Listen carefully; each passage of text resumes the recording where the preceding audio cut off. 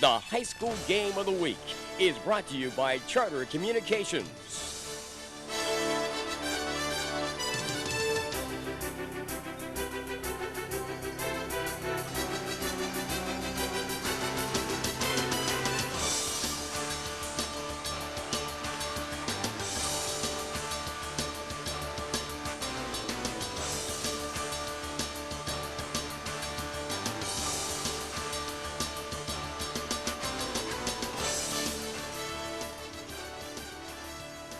Welcome to beautiful Mansion Park in Altoona. It's Charter Communications Game of the Week, and we've got the District 5-6 AAA playoffs with the Huntingdon Area High School Bearcats and the Greater Johnstown Trojans. I'm Tom Callahan. With me, the coach, Darren McLaren. And Darren, this is what you play the whole season for, to get in the district championship game, and Greater Johnstown has a shot tonight.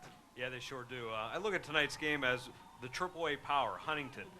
They've won it 3 times in the last 7 years. And Johnstown, a new kid in the block coming out of the WPIL just 2 years ago, and here they are on the doorsteps of a district championship. Oh, we've had a chance to cover Johnstown frequently this season. You'll get to know their names again tonight, and it starts off with, once again, Larod Stephens. Yeah, Larod Stephens comes into the game averaging 215 yards per game, and he's going to be the key to Johnstown. If Johnstown wants to stay into this ball game, he's got to have a great night. And we'll fill you in on all the cast of characters as the game goes. Now we have the kickoff from Huntingdon, and it's going to be fielded at the 16-yard line, breaking towards the left, nowhere to go, and stuffed at the 20-yard line. I believe that was number 80, Greg Nash. No, sorry, 82 it was, Antonio Martin. Yeah, Antonio didn't have much room there. He hesitated a little bit, and that's something that, we talk about the great speed that Johnstown has. Huntingdon has a speed also, and on this fast turf tonight, it's going to look more like a track meet than a football game, I think. Well, I believe that's going to be the case. Is 2 fast teams out here. Johnstown usually has the class speed when they go up against any opponent in the Laurel Highlands. Tonight, though, Huntingdon comes out with quite a fast group, so it's going to be 1st and 10, ball on the 22-yard line for the Trojans. Carosi with the pitch to Larod Stephens. He's out to the 20, stutter step at the 25, and down at the 26-yard line. So pick up a 4 on the first offensive play for Greater Johnstown. Yeah, if you're not familiar with Huntingdon, Huntington's going to come out and run a base 4-4 defense. Huntingdon has a great set of athletes back there at safety and at the linebackers. Over the year, Huntington's led by Jared Gross. Has 101 tackles already this season. Well, the big defense for Huntington is going to have to stand up big today as we have a 2nd down and 6, ball on a 26-yard line. It's clear but cold out here tonight at the Altoona's Mansion Park, so weather conditions not a factor. And this one straight up the middle, Greater Johnstown, and it's going to be close to 1st down yardage, maybe just a bit short. Yeah, it looks like they're going to be about a yard short. Good trap play inside for the Trojans, and that's another key.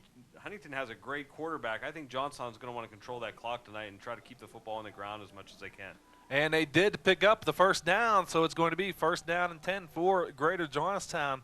And early in the game, but that's a big pickup for the Trojans.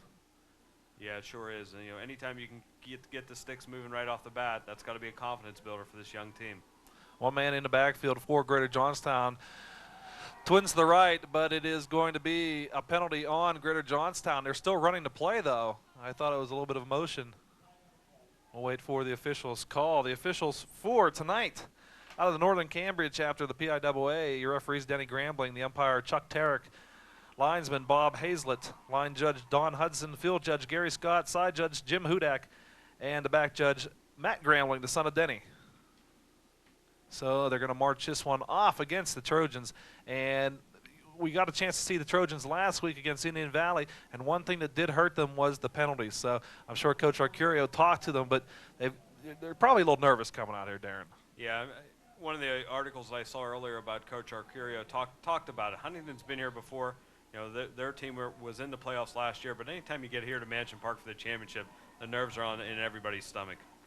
That's going to be a 1st down and 15, ball on 27. Carosi back to pass for the first time over the middle, and it's going to be tipped, almost intercepted by Huntingdon. That's going to be number 12.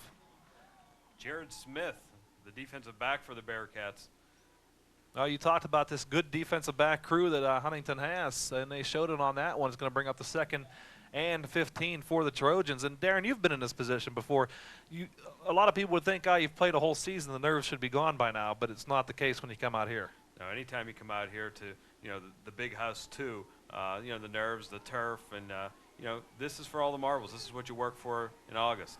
And if you lose, you go home. So Greater Johnstown looking to extend the season as the pitch to Stephens over the right-hand side goes off. He's up to the 26, 27, 30, almost to the 37-yard line. So he gains a bit of that penalty yardage back for the Trojans. It looks like the Trojans want to run outside on this Huntingdon team.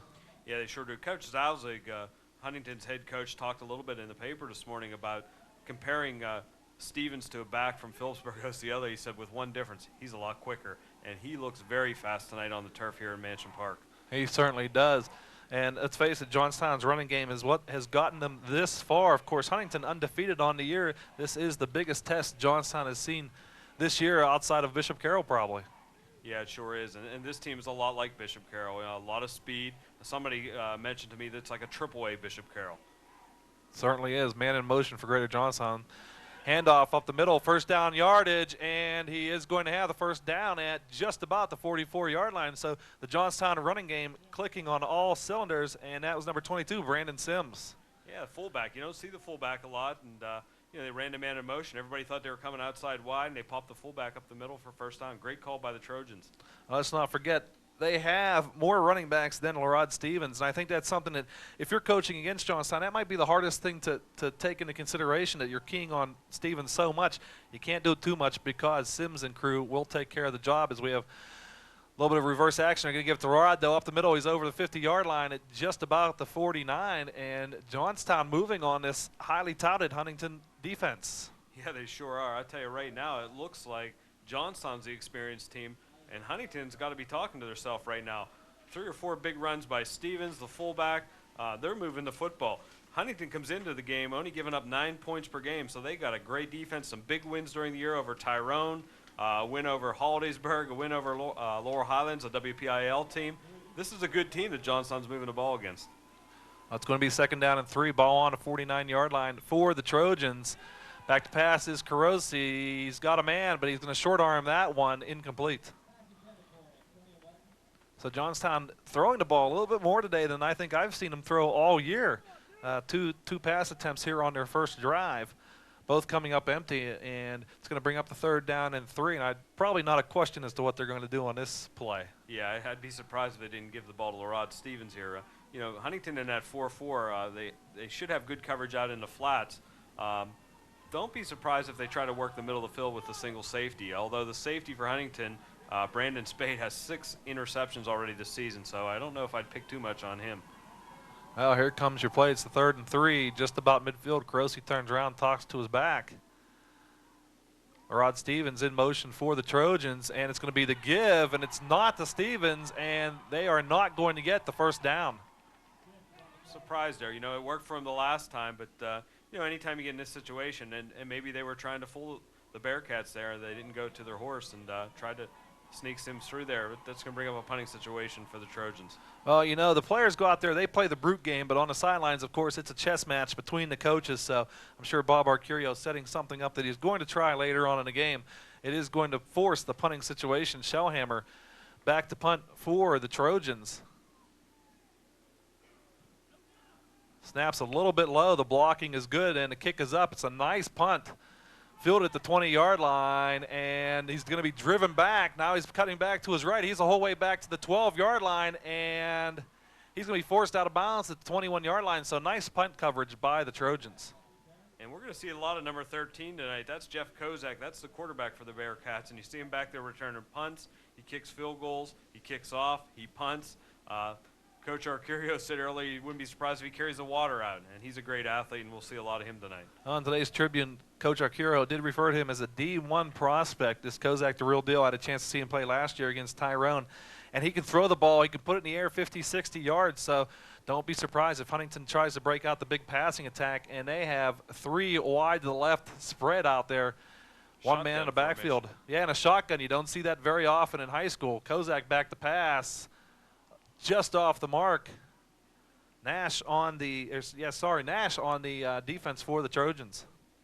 That pass was intended for number 5, and a lot of times when teams do that, they'll put trips to one side, split away. What they're trying to do is get isolation, and that was number 5, Brandon Spade, the safety I talked about before. I don't know if Huntingdon knows Mr. Nash that well, but I don't think that's a guy I'd want to isolate on. He's the reigning District 600-meter dash champ. Yeah, I don't think he's going to get outrun on Mansion Park's turf today. Going to bring up 2nd and 10 on the 23-yard line. 7:39, first quarter just underway. Greater Johnstown in the white, Huntingdon in the blue. Pass once again. Now it's going to be the shovel play, and he's got some running room. 40, 50, one man to beat, and he's brought down from behind by Larod Stephens at the 26-yard line. So Huntingdon rips off a big one. Yeah, nice little shuffle play. Very safe play there because if it hits the ground, it's an incomplete pass. Great shuffle pass. And is there a flag on the play? Oh, he stepped out of bounds? Yeah, they're going to say he stepped out of bounds way up here on the 37-yard line. Wow.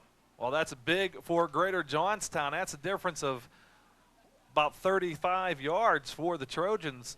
So a bad break for Huntingdon, but it's a good break for our Greater Johnstown Trojans. It's still going to be first down, ball on the 37-yard line. Did you see the speed of Stephens? He came from the opposite side to run down the ball carrier for Huntingdon. Yeah, and that's Huntington's tailback, number 12, Jared Smith. He's a 1,000-yard rusher as well, and Stephens closed on him in a hurry. Oh, he fakes the option.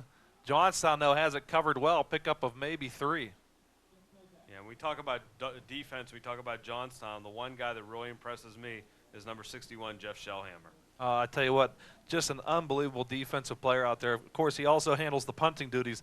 But when you want to talk the Johnstown defense, you want to talk Shellhammer and, of course, Harris out there also. Rashawn Harris, the junior, who leads the team in sacks with 10. Yeah, they've got great athletes on the defensive side of the football as well. Kozak, he's thrown for 1,221 yards this year, but he's also ran for over 400 yards. He likes to run the option. They like to try to get the ball to number 1, Matt Young. They call him the Z-back. A lot of teams call it the slot formation. A lot of athletes, a lot of great speed out there on both sides of the ball.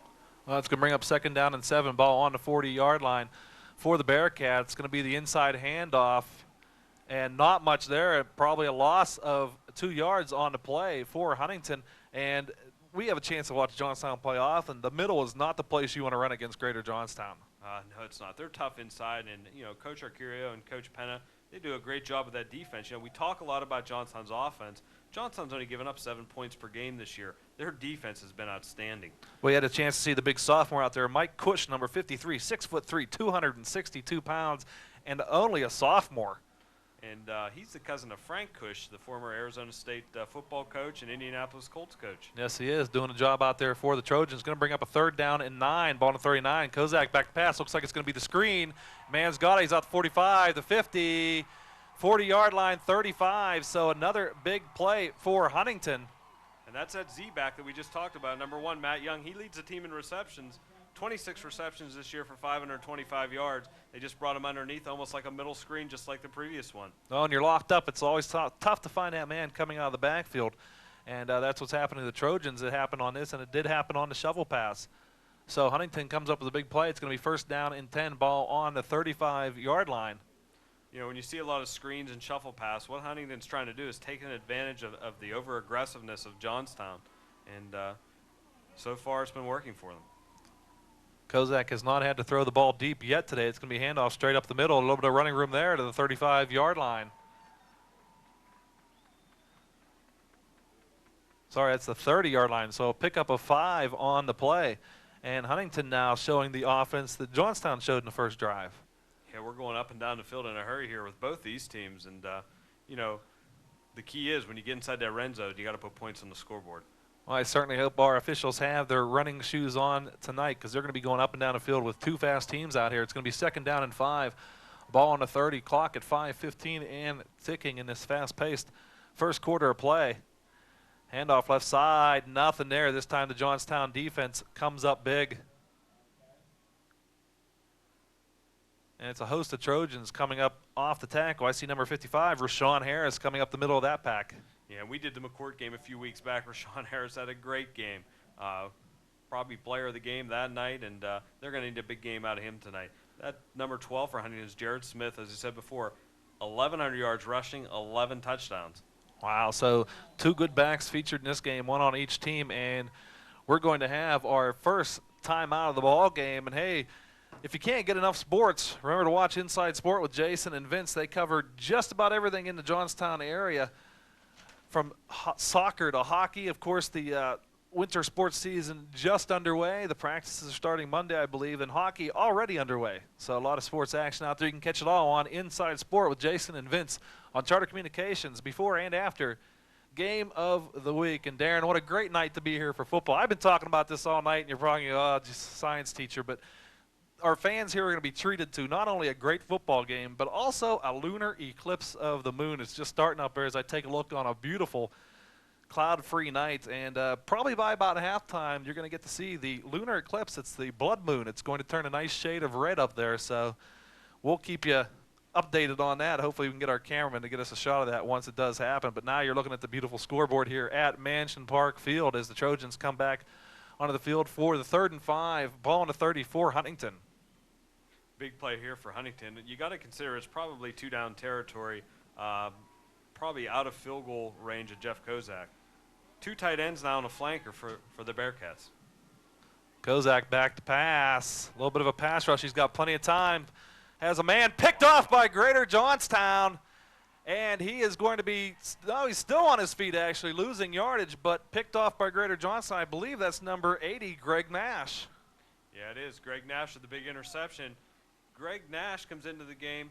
He has 4 interceptions on the year. The play there was they were trying to hit the tailback out in the flats, and great coverage by Johnstown. Tried to float the ball over the middle, and that's a mistake against his Trojan defense. Well, you talked about Nash earlier in the ball game as if you predicted it, that you don't want to throw on Nash. He's got a little bit of speed out there, and he comes up big for the Trojans. They're going to take over on the 20-yard line, where it's going to be 1st and 10 for the Trojans.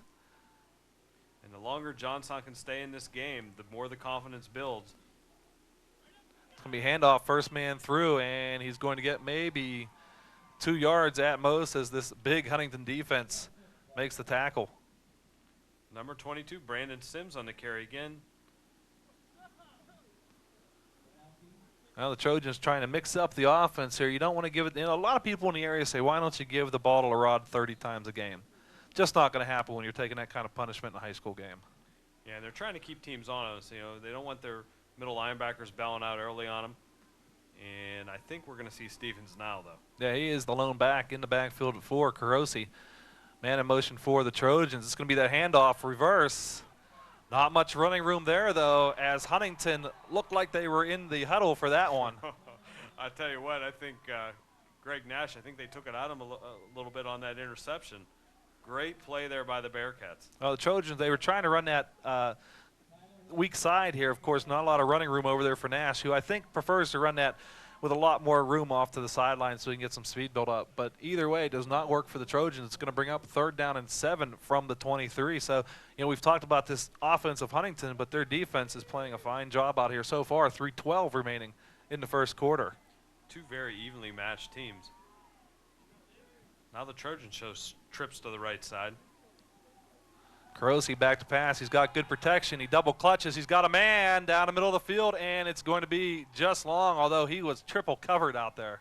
Yeah, he was. He was trying to get Greg Nash to break free out there, but that shows you the speed of the Bearcats. They were running stride for stride with him. That's going to bring the punt team out once again for the Trojans, and this could result in some good field position for the Bearcats. Looks like they have 3 men deep just about the 45-yard line.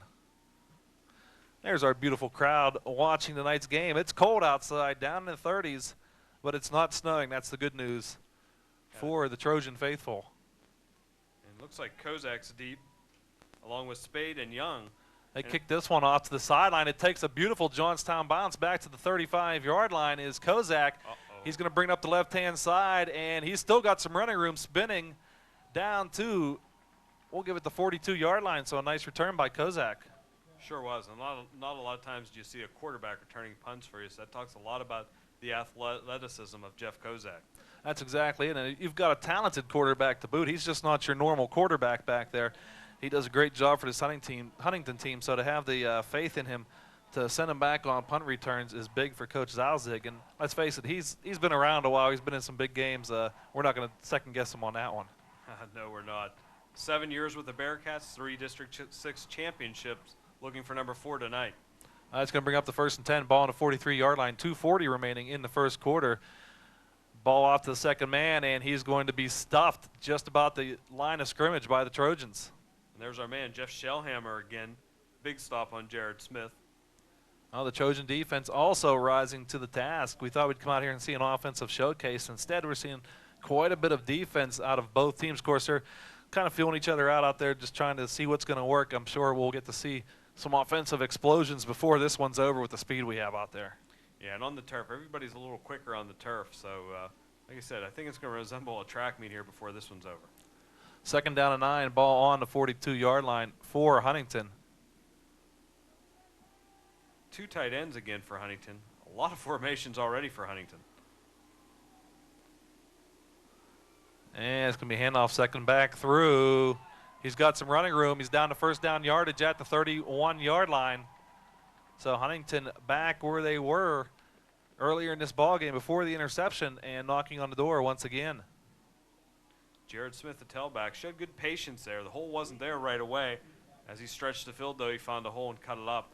Again, great burst by this tailback along with Stephens. Great speed on both sides of the football. Well, Johnstown got here by beating Indian Valley last week in a 17-6 game that you were seeing right here on Charter Communications. Of course, Huntingdon undefeated this season, 10-0, the only undefeated District 6 Class AAA team, and they're showing it out here tonight against this powerful Johnstown team. Here goes the pitch from Kozak. Johnstown, though, stringing them out well, and they're going to bring them down. Loss on the play, but Laundry is on the field, and that means one thing after the tackle. Yeah, and I don't know what they're going to call here. It wasn't a face mask. See, I'm looking face mask. If it is, it's going to be the 5-yard variety, I hope. Because he hit the back of his helmet, though. Yeah, they're calling the face mask. It's going to be the 5-yard type. That's a tough call. He did get up near the head area. I, of course, didn't see it. I just assumed right off the bat that it was going to be the face mask. So that's going to move the chains 5 yards. And the Huntingdon faithful are not happy with it, but I think they got a break there. Yeah, I think they want the 15-yard variety, but I didn't see any face mask yet, one with malice. So Huntingdon now with the 1st and 5. Actually, it's going to be 1st and 6 because of the loss on the play. No, there wasn't a loss. I just think our sticks are a little bit off down there, Darren. So 11-yard sticks we're using tonight. Yeah, it must be 11-yard sticks because it looks a lot longer than 5 out there. Kozak with the option. Read well by Greater Johnstown. That's going to be number 33 on the tackle. Josh Miller. Yep. So Josh Miller, another standout defensive player here for the Trojans, and that's going to be, I believe, a loss on the play. Great play there. And there again, Huntingdon comes out at that time. 2 tight ends, power I. We've probably seen a different formation every play. Came down the line, run the option, and Josh Miller played the quarterback, then picked up the tailback.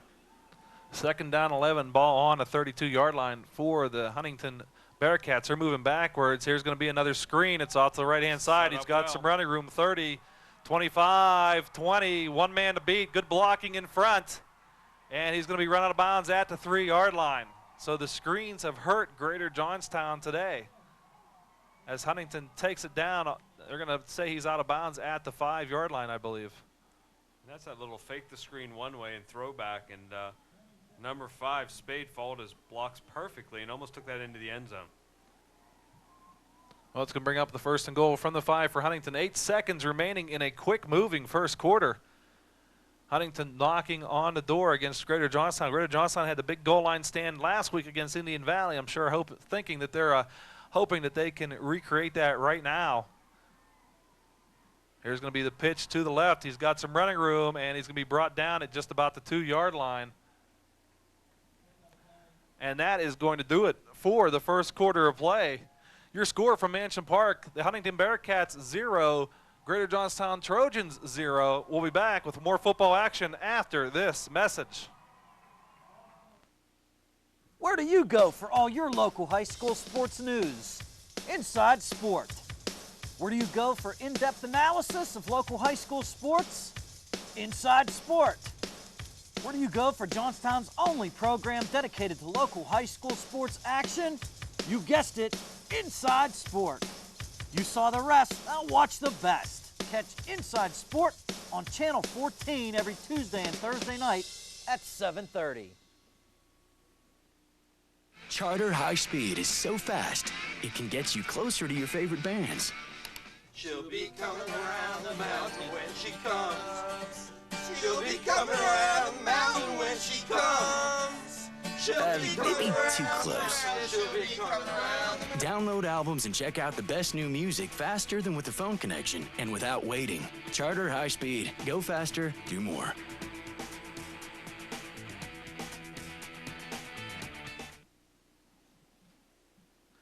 Welcome back to Mansion Park. It's Charter Communications Game of the Week, and there you saw it, the lunar eclipse, which has just started here over Altoona. And we're in the second quarter here, just underway. Greater Johnstown 0, Huntingdon 0. I'm Tom Callahan, with me the coach, Darren McLaren, and it is second and goal from the 2-yard line for the Huntingdon Bearcats. Kozak under center, and he draws back. It's going to be a rollout. He's going to try to find his way in the end zone, and he does. Touchdown, Huntingdon.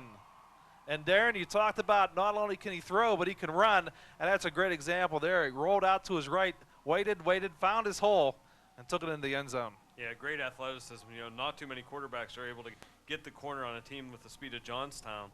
But Kozak waited, found the hole, and took it in. A little bit of muddle huddle action out there for Huntingdon. I got to like that. That's somewhat like I run in a junior high. Yeah, and the key here is the guy on the other sideline. I think it looks like number 54. He's got to get across that line if they do throw it over. Johnstown covered that very well. I'm sure Coach Arcurio has seen that on tape and had them ready for it. And actually, Indian Valley did that last week one time against the Trojans, and it did not work. So now we're set for the extra point. The snap is up, and it is blocked by Greater Johnstown. So Greater Johnstown gives up the touchdown but does not allow the extra point, and that sets your score at 6-0 in favor of Huntingdon. Yeah, and Kozak came into the game 27 for 33 in extra points, so he's not used to having them blocked. Oh, it's Charter Communications Game of the Week, and I tell you what, it's a good one here right now. Hey, you like your AOL, but you want high speed that's always on? Ask a Charter customer service representative how you can get Charter Pipeline high-speed internet access and still keep your AOL account. For more information, call Charter Communications at 535-3506. And so far, the billing for this game, and it's been great. Of course, this is the big talked about game in the Greater Johnstown area, and so far it's been everything we've thought it would be. And a lot of big football going on, though, for the area fans tonight, especially the big game up in Central Cambria. Yeah, Central Cambria, Forest Hills, two local teams battling for the right to play Tyrone in the district championship here next week. And Laurel Highlands, again, represented very well. Bishop Carroll's in the district championship game. Johnstown's in the AAA game. And after tonight, there'll be a representative in the AA. We have all three areas covered. Great conference we have in the Laurel Highlands Conference. And it certainly is. Huntingdon set to kick off. And it's going to be a deep kick. Trojans take it on the 10-yard line. Who has it? It's a little bit of a handoff out of the backfield there, and some running room up to the 22-yard line where he is rudely taken down, and he's going to stay down the turf just a little bit because that was one hard hit. Yeah, that was number 90, Jared Gross, the leading tackler for the Bearcats, and there he is running down on the kickoff team. We always talk about how important special teams is. Huntingdon takes it seriously when you put your starting linebacker out on the kickoff team. They're starting to do that as number 80, Greg Nash for the Trojans. He looks to be shaking that one off just a little bit over there as he gets back into the huddle. But like you've said before, you know, this is a big game. You've got to leave everything out in the field, not to use that big cliche, but you have to out here in the District 6 Championship. And the Trojans take over in the 22-yard line, 1st and 10 for Devin Carosi and his offense. Man in motion for the Trojans. It's going to be the give on the left-hand side to Stevens, looking for some running room, still looking for some running room. Stops, still on his feet, finds a way to pick up 3-4 yards on that, Darren. I thought he was going to be tackled 4 times before that. Great effort there by Stevens. Coach Zawik said one of the keys to stopping Stevens was his team really had to play gap control. And what he means by that is they have to take away the cutback. When he starts to the outside, they all can't run to the sidelines. They have to fill each gap just like you would on a kickoff. And so far, they've done a pretty good job at it. They certainly have. Stevens coming into the game well over 2,000 yards. And we haven't seen anything big from him yet so far, and that is a rarity against this Johnstown team. And Stevens, 2nd down and 7, ball on the 25-yard line. Handoff up the middle. Stevens weaving his way, and he's going to pick up some yards, and there he goes. 40, 45, 50-yard line. So as soon as I say it, Stevens breaks one off. I was just about ready to say it's about time. And, you know, a guy like Stevens, it's pretty hard to shut him down for the night. You just try to contain him the best you can, and he's just a great back. He certainly is. Only a junior. Oh, and we're going to have a face mask on top of that. Now the Trojan fans, they're applauding this face mask, unlike the Huntingdon fans who booed their gift face mask. So tack 5 more onto that play, and the Trojans are once again in business. And the percentages are with you when you have Larod Stephens out there. You know you're going to run him 4 or 5 times, and one of those times he's going to break something big off. Sure, he comes into the game averaging over 12 yards a carry, which is amazing. And you know at times he gets stopped, you know, for a 2 or 3 yard gain. So those other runs got to be in the 30, 40, 50 yard range. They certainly are. I'd like to see a stat on how many runs over 20 yards he has on the season. It's got to be amazing as the Trojans now with the ball on the 45-yard line. They have the first down. Croce back to pass. That's going to be complete. 30-yard line, 25-20. It's a foot race to the end zone, and you are not going to catch him. That's your boy Greg Nash.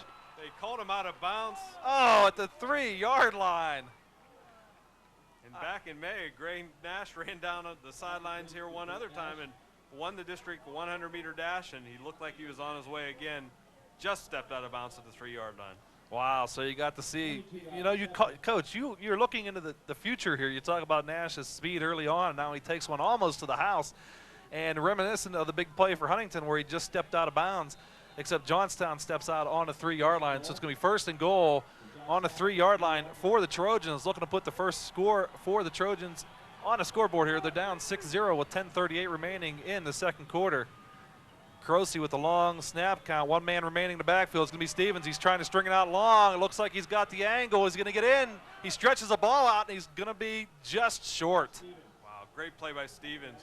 I thought he was in. They must have rolled him down right at about the 1-inch line. I see the official standing out in the middle of the field, and he could not get much closer to that goal line. And you know I'm a big Greg Nash fan. In our preseason, I picked Greg Nash as Player of the Year. Yes, you did. And I think that award would have to go to Larod Stephens. And I think Jimmy picked Larod early in the year. I think Jimmy Ty did, our cameraman Jimmy Ty, right on that one. The Trojans now with the 2nd and goal, ball on. I'm not even going to call it the 1-foot line. I'm going to call it the 1-inch line. Croce, handoff. Is he going to get in? It's going to be close once again.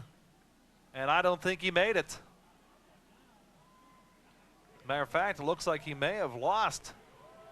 Well, we're at the point here where Johnstown, on most of their run plays, Croce goes back to meet the back and give him the ball, which is about 3 to 4 yards behind the line of scrimmage. I would expect that Croce just to get behind the center and follow him into the end zone here. Yeah, you know, he could probably lean in from there, and we're going to have a timeout here charged against Greater Johnstown. Hey, now that winter's here, make sure to check the weather before you head outside. Your local up-to-date forecast is right at your fingertips. Whether you prefer to get your local weather from your on-screen guide, the Weather Channel's local on the 8s, or your local broadcast channels, you'll always be prepared. For more information, call Charter Communications at 535-3506.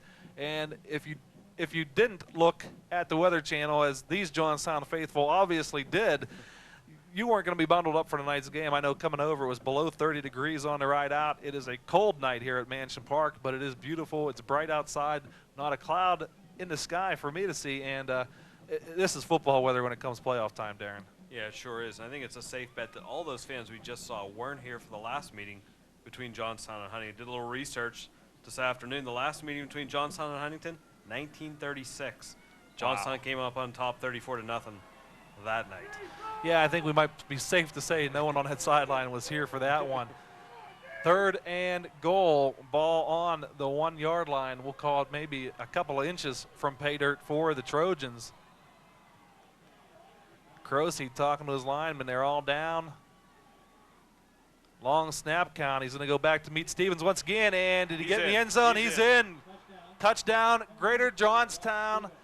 And they have tied this ball game up 6-6.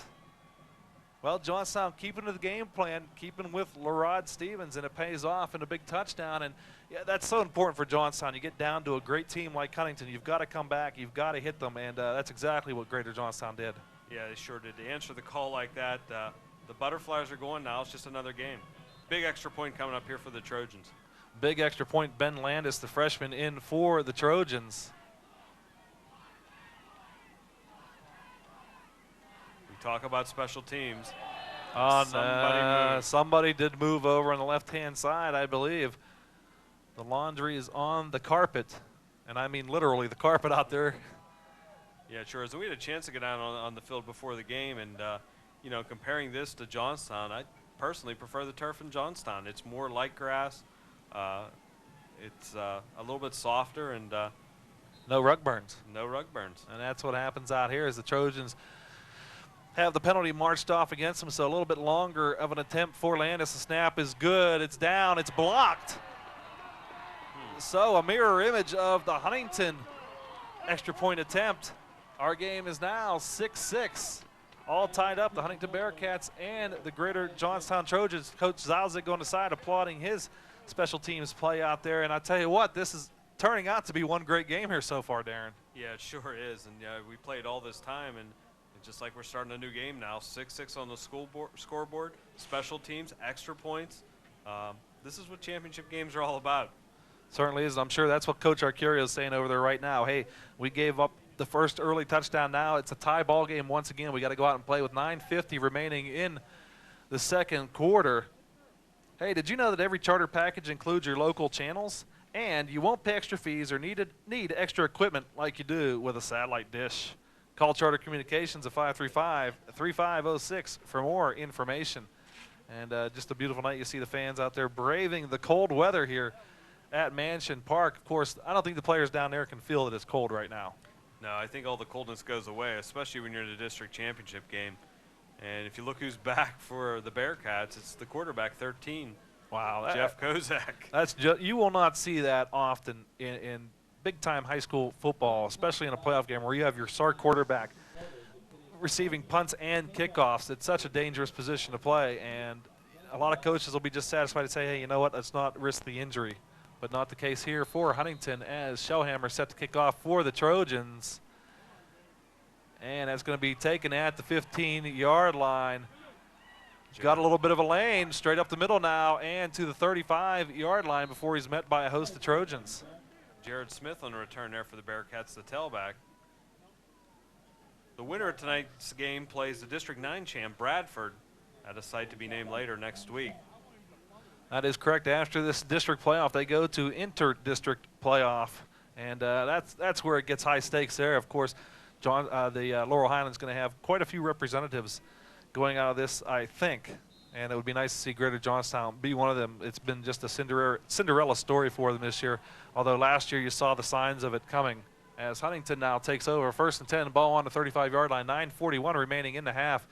Handoff to the second back through, and he eludes one tackle, but is going to lose yardage on the play. Yeah, great defensive play that time by the Trojans. They came out with a wing eye formation to try to get the extra blocker over there on the right side.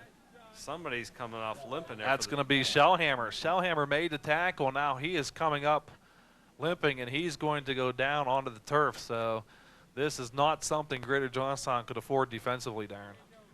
No, they can. Like we said, he's not only the best linebacker on the Trojan team, he's one of the best linebackers in the area. He certainly is, and he's also the punter and kicker for the Trojans. So they're going to help him off the field. I'm sure he's going to get some medical help immediately over in the sidelines by the great medical staff for the Trojans. But for now, the Trojans have to carry on without him. It's going to be a 2nd down 11, ball on the 34-yard line for Huntington.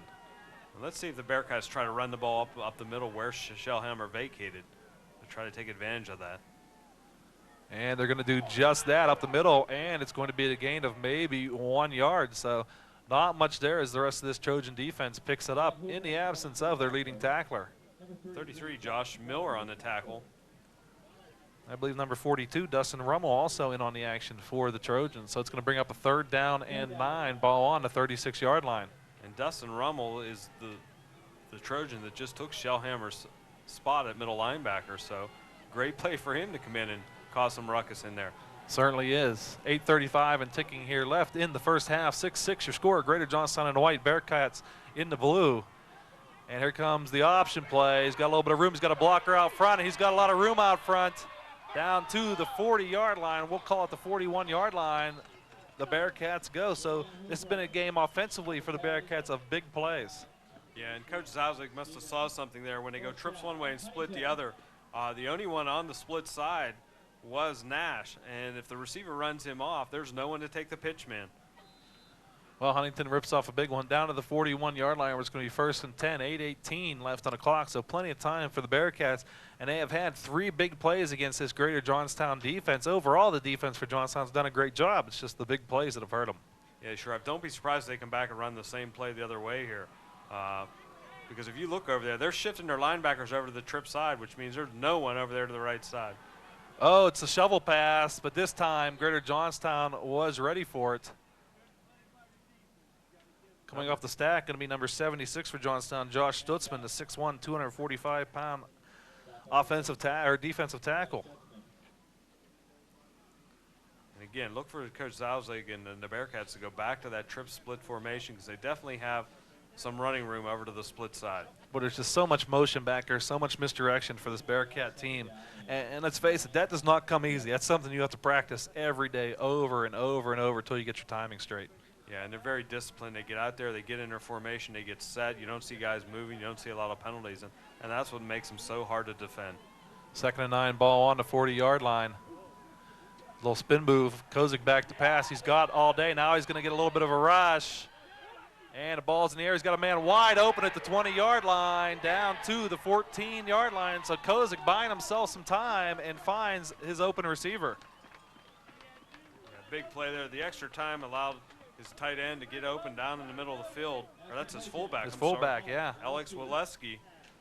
Good Irish name there.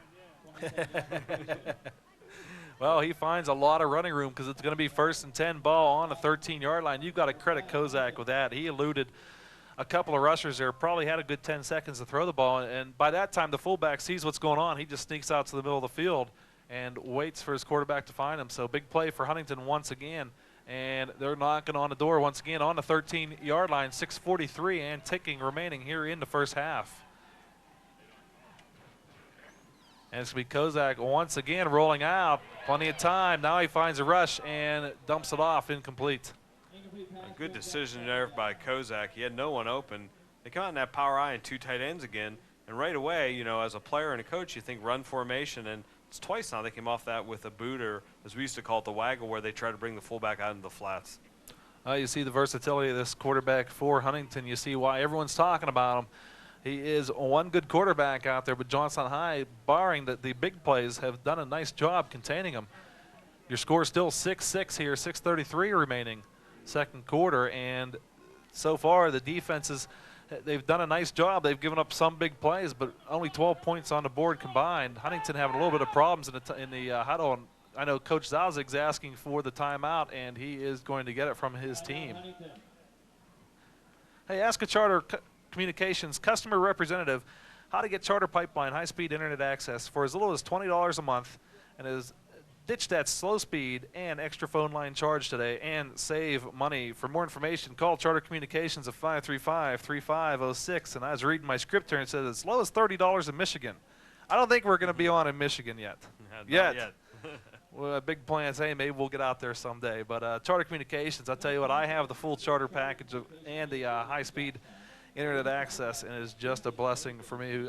I like to do a lot of schoolwork on there, get everything done, and the speed is just amazing for me. So call Charter Communications at 535-3506, and you can get it too. And just a beautiful night here for football. The Johnstown faithful have come out in droves. The lunar eclipse is almost full. I saw you looking at it, Darren. I have you looking at it now. That's a great thing. All my science students at home, I hope you're watching this. If you didn't get to see it live, I hope you're getting to see the lunar eclipse here on Charter. We'll get a shot of that when we can.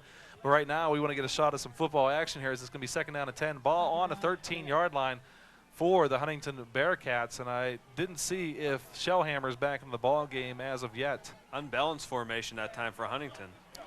Kozak has the ball still on his feet, zigzags, and he's going to get down to just about the 3-yard line. That time, they not only came out with the trips to the right side, they also brought their tight end over to the right side, so they had 4 receivers. Obviously, the tight end on the right side was ineligible. The tackle on the left side, if he had a legal number or reported in, would be eligible. But they went unbalanced. They didn't shift over that time, and they ran to the unbalanced side that time. Big gain there by Kozak. Good call by Huntingdon. Boy, Kozak is so dangerous out there, either throwing or running the football. He makes a lot of good decisions. And I think Kozak came out after that play. I see him down on the sidelines. Yeah, Kozak is out. So I think I don't see anybody really looking at him from the medical staff.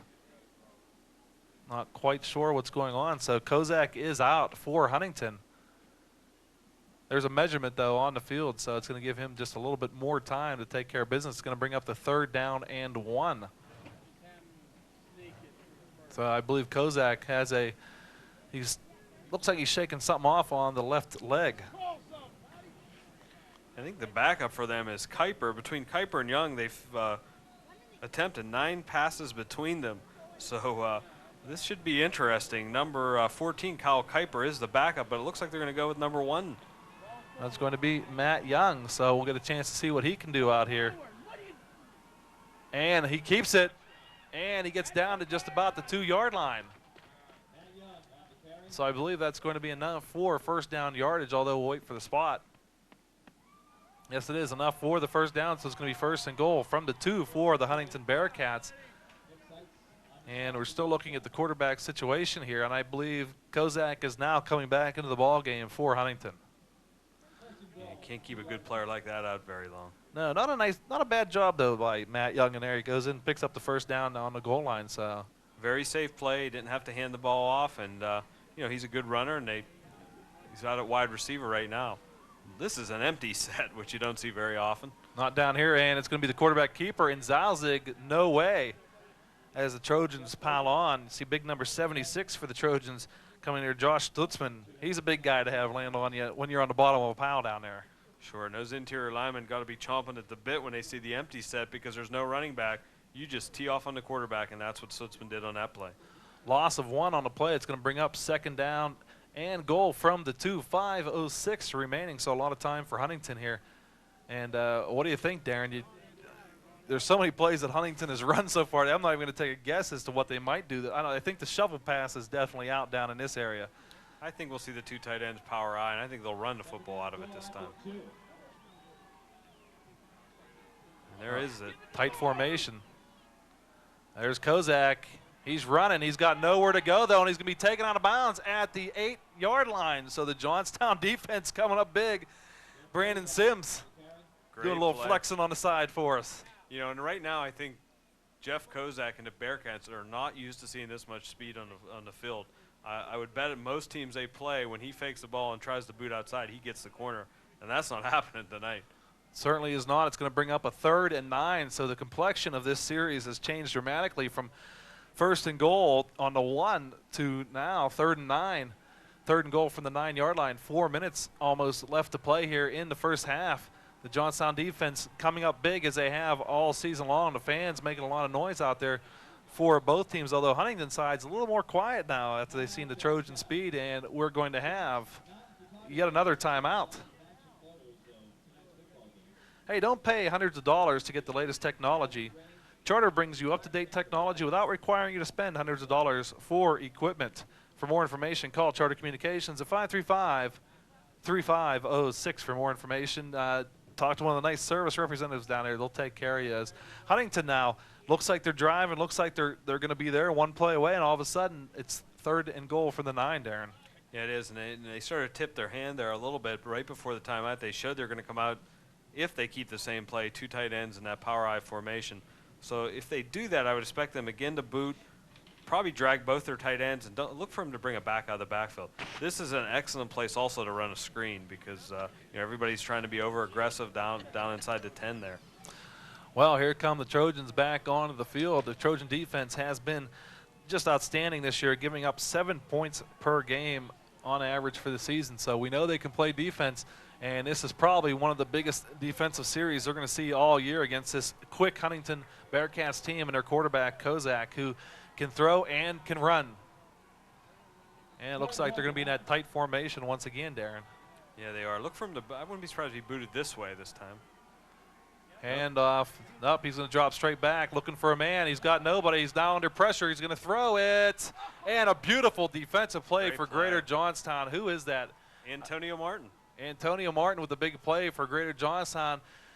The Huntington player had the height advantage, but Martin climbs the ladder and gets up here for the Trojans. It's going to bring up 4th and goal from the 9. So you'd have to call this, I believe the field goal team is out there so far. A victory for Greater Johnstown. Yeah, it sure is. You know, they had the ball down there at about the 2-yard line, 1st and goal, and now they got to try to settle for a 25-yard field goal attempt. Kozak on the year is 4 for 5 in the field goal department. We saw the extra point just a while ago get blocked. They line up a little bit off kilter there with their huddle, and Greater Johnstown all over the ball, so we'll look for that later on the game. Here it comes. The field goal attempt. The snap is good. The kick is up, and it is good. So Huntingdon takes the lead. 9-6, 3:50 remaining in the first half. You can see the beautiful scoreboard here at Mansion Park Field. It's Charter Communications Game of the Week. Tom Callahan and Darren McLaren bringing you all the action. And I'll tell you what, so far, Darren, this game has lived up to the billing. Yeah, it sure has, and very evenly matched. You know, if you talk to anyone, including Coach Arcuri, he said we're definitely coming in here the underdogs. They're not playing like underdogs. This is probably more even than a lot of people would think, and Johnstown very much in this ball game and has controlled it equally as well, and I'm very impressed with their defense. I am too. I tell you, it's so exciting to be out here tonight to be able to do these games with Charter Communications, not just because of the lunar eclipse either, Darren. I'm just excited to be here anytime we get to come to Mansion Park, because this is probably one of the classiest facilities you're going to get a chance to do anything at. Of course, Greater Johnstown now has its own classy facility, which we were talking about the field earlier. I also like the grass better. You can see the large box area up here. I tell you, we're sitting in comfort. We'll wave here. Here we are. We're down here sitting. It's kind of warm in here, though. I had to take my jacket off. Yeah, feel sorry for the camera guys, at least a little bit, but we're in a nice heated box here. Mansion Park seats 10,400, and it was the former site of the PIAA State Football Championships before it moved to Hershey. Before it moved to the Mud Bowl in Hershey, of course. That problem's been taken care of, I believe, out there, but just a wonderful facility here for the Altoona areas. The Bearcats are set to kick off. This one not going to be quite as deep as before, taking on the 20-yard line. And it's going to be the reverse to Larod. He's got some room. He's going to waltz it up 30, 40, 50-yard line, 40-yard line, 30-yard line. He's run out of bounds. But I tell you what, Coach Arcurio pulls one out of the hat, and what a great call. Sure was. When he picked up the ball, I'm trying to get his number, and then when I saw him explode, I knew right away who it was. Larod Stephens on the big run the whole way down to the 32. We'll call it the 31-yard line on the reverse off the kick return, and Greater Johnstown with 3:38 is in business. And you know, you can't teach speed. No, you can't. And number 1, Matt Young, the Z-back for the Bearcats, has saved the touchdown there. Wow, he was off like a shot down that sideline. Reminiscence of what you said, track. If he were about 20 feet to the outside, he'd be running down the track. Just a great play for Johnstown. Here we come. That's going to be the second back through. He's going to pick up maybe 3 yards for the Trojans. That's number 30, Terrell Sims. So the fullback getting a little work out here tonight for the Trojans. Yeah, the fullbacks probably carried the ball more tonight than the last 2 games we saw the Trojans. And again, I think it's just keeping that Huntingdon middle linebackers honest and keeping them from bailing them out. And it's worked. They've gained yardage on it, and you know, it's just a matter of time before Larod breaks loose. He picked up 2 on the play, so it's going to be 2nd down and 8, ball on a 29-yard line. 3:03 and ticking on the clock. Not a real factor as of yet. Carosi with the long count, give off to Stephens. Up the middle, ball's loose. Still loose. Looks like Huntingdon has it. So the Trojans come off the big play and lose the fumble, and it goes back to Huntingdon. We're waiting for the official, and he's going to say Huntingdon football. So a big turnover against the Greater Johnstown Trojans there. Yeah, very disappointing for the Trojans. That's something we haven't seen Larod Stephens do much this year, is put the ball on the carpet, and just when it looked like they were going to at least tie the ball game or take the lead, the ball pops loose. Well, there is 2:51 remaining. Huntingdon going to have to march 81 yards if they want to get something done, but we have seen Huntingdon come out with some big plays of their own. So buckle your seatbelts and stand by. This last 2:51 could get exciting here in the first half. Huntingdon comes out in the eye. Kozak, second man through, and nothing doing there as he's going to be thrown for a loss on the play. He tries to reach out and get it out to the line of scrimmage. One thing I'm watching here, our viewers at home probably can't see, is the battle going on between the wide receivers and the defensive back. The wide receivers from Huntingdon are going down on the defensive backs for Johnstown every play, and Johnstown's meeting them and taking on the challenge, and it's been a battle all night. There is a lot of hitting going on out there at this field. Of course, there's a lot to play for here today. 2nd down and 12, loss of 2 on the play. 2:18 and counting for the Bearcats. Handoff looked like a little bit of confusion, and once again, I believe they're going to lose yardage on the play as Johnstown comes up big. I see number 76, Josh Stutzman in there, along with number 61, Shellhammer, back into the ball game. Yeah, you know you weren't going to keep Shellhammer out very long. You know, if they can hold him here, don't be surprised if Johnstown uses a timeout. 1:50 left in the first half. They can get the ball back and take a shot. They're going to get great field position if they can hold him on this 3rd and 10. Oh, it is 3rd and 10, 1:42 and ticking remaining. Huntington now taking their time getting the play in. Of course, they don't want to give the ball back to this explosive Johnstown team, although Huntington a little bit explosive in their own right. And here's that trips formation with the tight. They've come weak side most times on this. Now it's going to be the pitch strong side. He's got some running room, cuts back across the grain. Now he's wide open, and he's out to the 34-yard line. So he picks up the 1st down with 1:16 remaining here in the 2nd quarter. Boy, it just looked like Johnstown had him bottled up, and he cuts it back against the grain and picks up the 1st down. Well, we talked about the speed of both of these teams out here. Both these teams used to having the speed advantage against all of their opponents. Not quite the case out here as we see some evenly matched speed on the surface here of Mansion Park. 109 and ticking now for Huntington, who does not appear to be in too much of a hurry. No, there isn't. I think Huntington may be happy to go in 9-6 unless they can get the ball over the 50. And I look for him to take a shot here real soon. Kozak, 2nd man through, and he's going to stumble at the 34-yard line. So loss of 1 on the play. Clock still ticking at 44. And I think Coach Barber-Curio and Johnson, although they did lose out on a scoring chance with the fumble, have to be kind of happy going into this halftime down at 9-6 to the undefeated Huntingdon Bearcats. Yeah, they sure are. They had their opportunities, though, to put points on the board, and you know, it's a shame they couldn't take advantage of that great kick return by Stevens. Kozak watching the clock now and probably going to check with the official and say, is he going to raise his hand when it gets down to 5 seconds?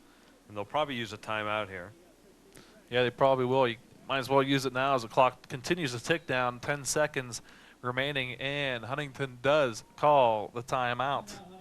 Hey, planning that perfect weekend getaway? Save time planning your trip and spend more time enjoying it when you use Charter Pipeline high-speed internet access to search for hotels, buy online tickets, or map out travel directions.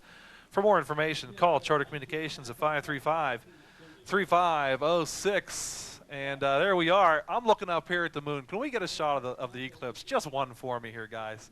I don't know if they can do it. It's getting kind of dark up here, but the lunar eclipse is coming into full view. There it is. You can see it right there. I'm now happy. You can see it 8:06, which is about 10 minutes from now. It's going to be in the entirety, and we'll just have a white ring around the moon there. And this is one of the few times where the Earth, the moon, and the sun line up exactly correct to give you that lunar eclipse. So, hey, my 7th and 9th period science classes, there'll be a test on this on Wednesday when we get back. So hopefully you're watching us on Tuesday night here on Game of the Week.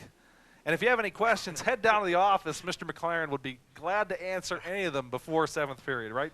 Mr. McLaren's not really interested in the lunar eclipse. We got a great football game going on here. We certainly do. We had a timeout. I might as well teach some science while we're doing it. Okay, 2nd 11, ball on the 34-yard line, 10 seconds remaining. Man in motion for Huntington. It's going to be the snap back to Kozak from the shotgun. He's scrambling for his life, looking to put it up deep, and he does. Nobody there except for Johnstown High jerseys. That's going to fall incomplete with 2 seconds remaining, so another crack at it. But you got to see that Kozak can put the ball in the air for the Bearcats. Yeah, and I think Coach Zalzig's telling him right now, if you're going to throw it away, don't throw it anywhere number 32 is Larod Stephens, because he could pick it off and take it back. Well, as a matter of fact, I'd probably get on that list and say 32, 80, 82. That's true. There are a lot of numbers out there I would not want to throw the ball away at, because with 2 seconds left here, you do not want to make that big mistake against this Johnstown Trojan team. Kozak has the troops lined up now for the last play. He is going to take the knee, and that is going to do it for the first half of play here at Mansion Park. Your score, the Huntingdon Bearcats 9, the Greater Johnstown Trojans 6. We'll be back with more football action after this message.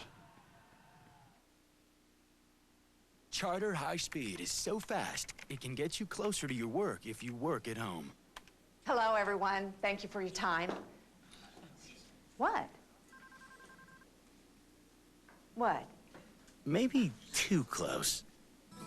Do research, download large files, and put together presentations faster than with the phone connection and without waiting. Charter high speed. Go faster, do more.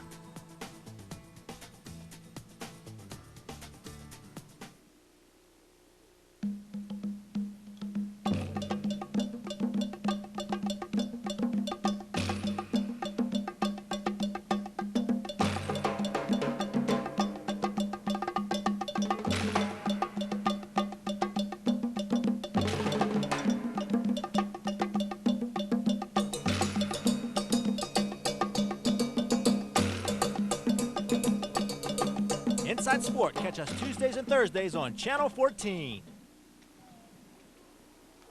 Welcome back to Mansion Park in Altoona. It's Charter Communications. Game of the week. It's the PIAA District 5-6 playoffs, AAA style. Huntingdon 9, Greater Johnstown 6. I'm Tom Callahan. With me, the coach Darren McLaren, and the first half of play, Darren, was everything we expected it to be. Yeah, it sure was. Teams moving up and down the field left and right, and, you know, a little tough when it got inside the red zone. Both teams had opportunities. Huntingdon came out with the field goal where Johnstown fumbled the ball right near the end of half after the big return by Larod Stephens. So both teams had opportunities. Pretty evenly matched games so far. We saw great weapons on both sides of the field and expect the same thing in the second half. And that was a big play, the fumble for Johnstown down near the 30-yard line, actually closer to the 20 probably, where they were in scoring position, but gave up the ball, and it led to the Huntingdon field goal, and that's how the score is set 9-6. Johnstown coming in as, you could say, an underdog. Coach Arcurio said it in the paper. So for the Trojans to be so close here at halftime, it's got to be something positive for them to take into the second half, and we've gotten to see flashes of brilliance from Larod Stephens, but on the other side of the ball, Kozak has been up to the challenge. Yeah, he sure has. And, you know, what's surprising is the number of big plays that we saw and the score only reading 9-6. And, you know, I expect that to change. I wouldn't be surprised if both teams put 2 or 3 scores on the board each, and it may come down to who has the ball last. It might do that, and, of course, that's a testament also to the two defenses out here. We've talked about the speed on offense, but, of course, the speed on defense is what has done it for Johnstown all year round, all year long. Of course, the Bearcats 2 over the average for any team opposing Greater Johnstown this season, but we do have one more half of football left here, and I'm sure the Trojans are going to come up fired out here in their first district championship appearance in quite a long time, as Huntingdon is set to receive from Greater Johnstown. Shellhammer is going to tee it up for the Trojans. And so far, special teams really have not played a major part. Both teams have a blocked extra point, so that kind of evens itself out. The big return by Stephens, of course, nullified by the fumble. Yeah, you know, the blocked extra point could come back to haunt one of the teams. You know, if they were able to kick a field goal later, you know, it could be the difference between tying the game or winning the game. But I think we're going to have a lot more points, and special teams may play a bigger factor here in the second half. And the kickoff fielded by Huntingdon back behind the 20-yard line. A little bit of running room up to the 30, 33-yard line.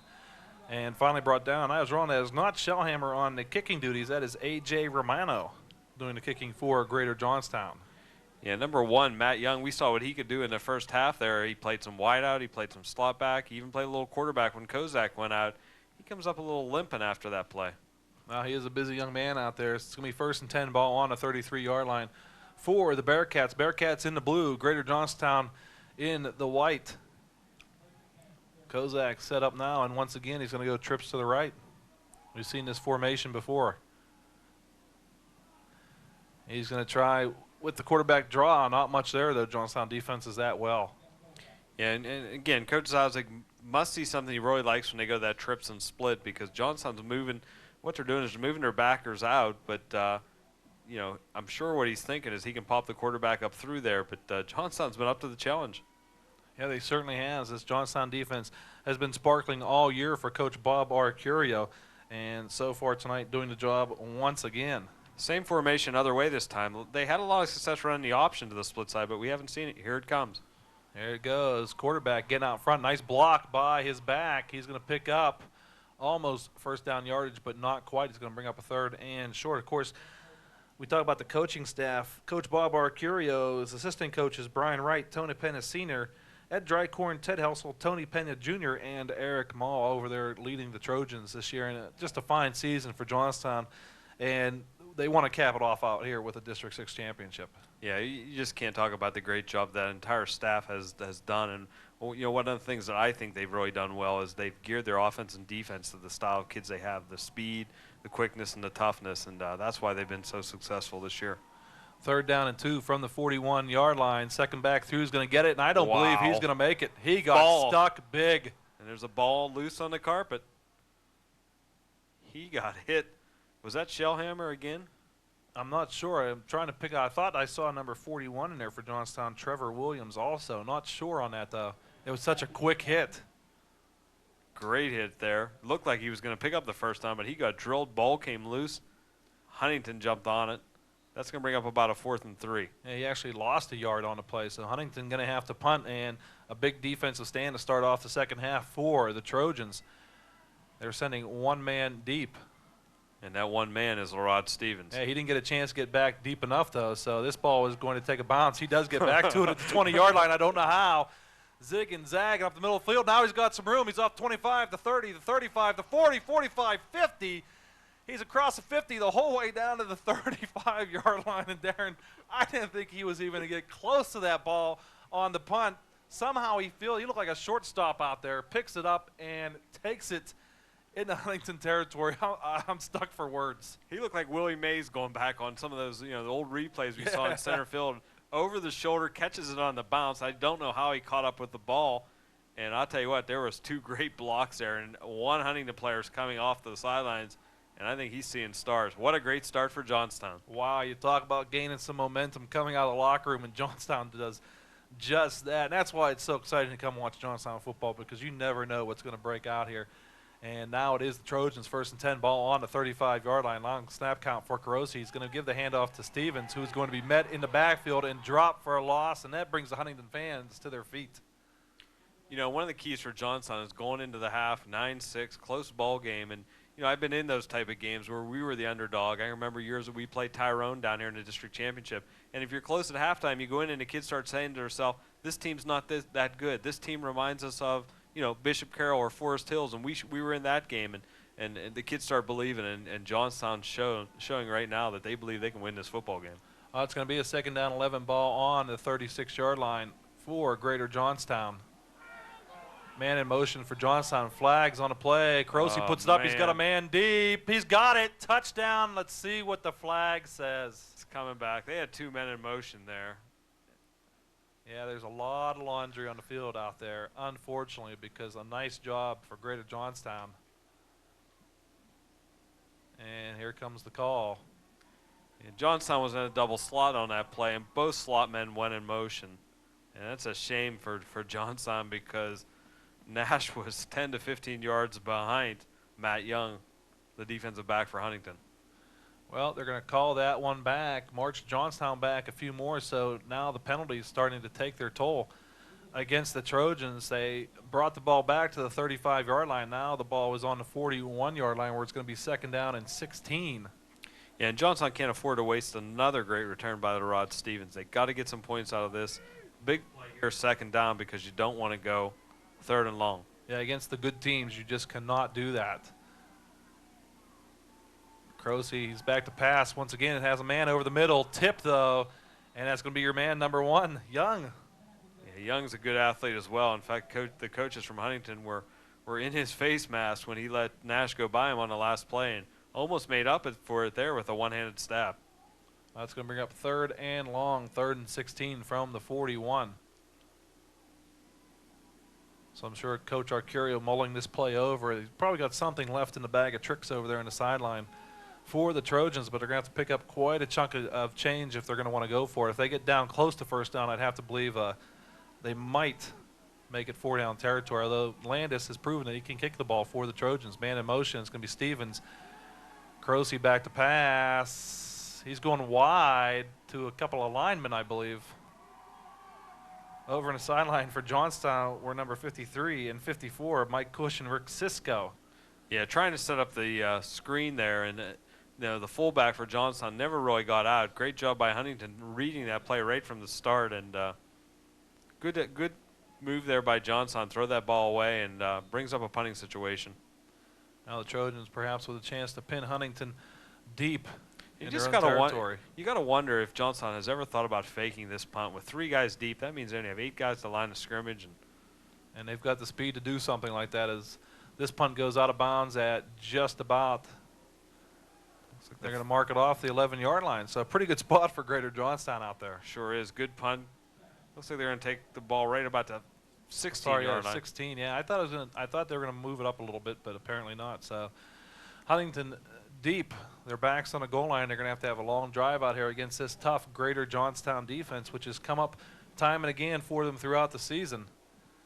And the reason I said about a fake punt was you don't see many high school teams drop 3 people deep, and they have all 8 guys at the line of scrimmage. You get through that first wave, you could gain some yards against this team on a fake punt.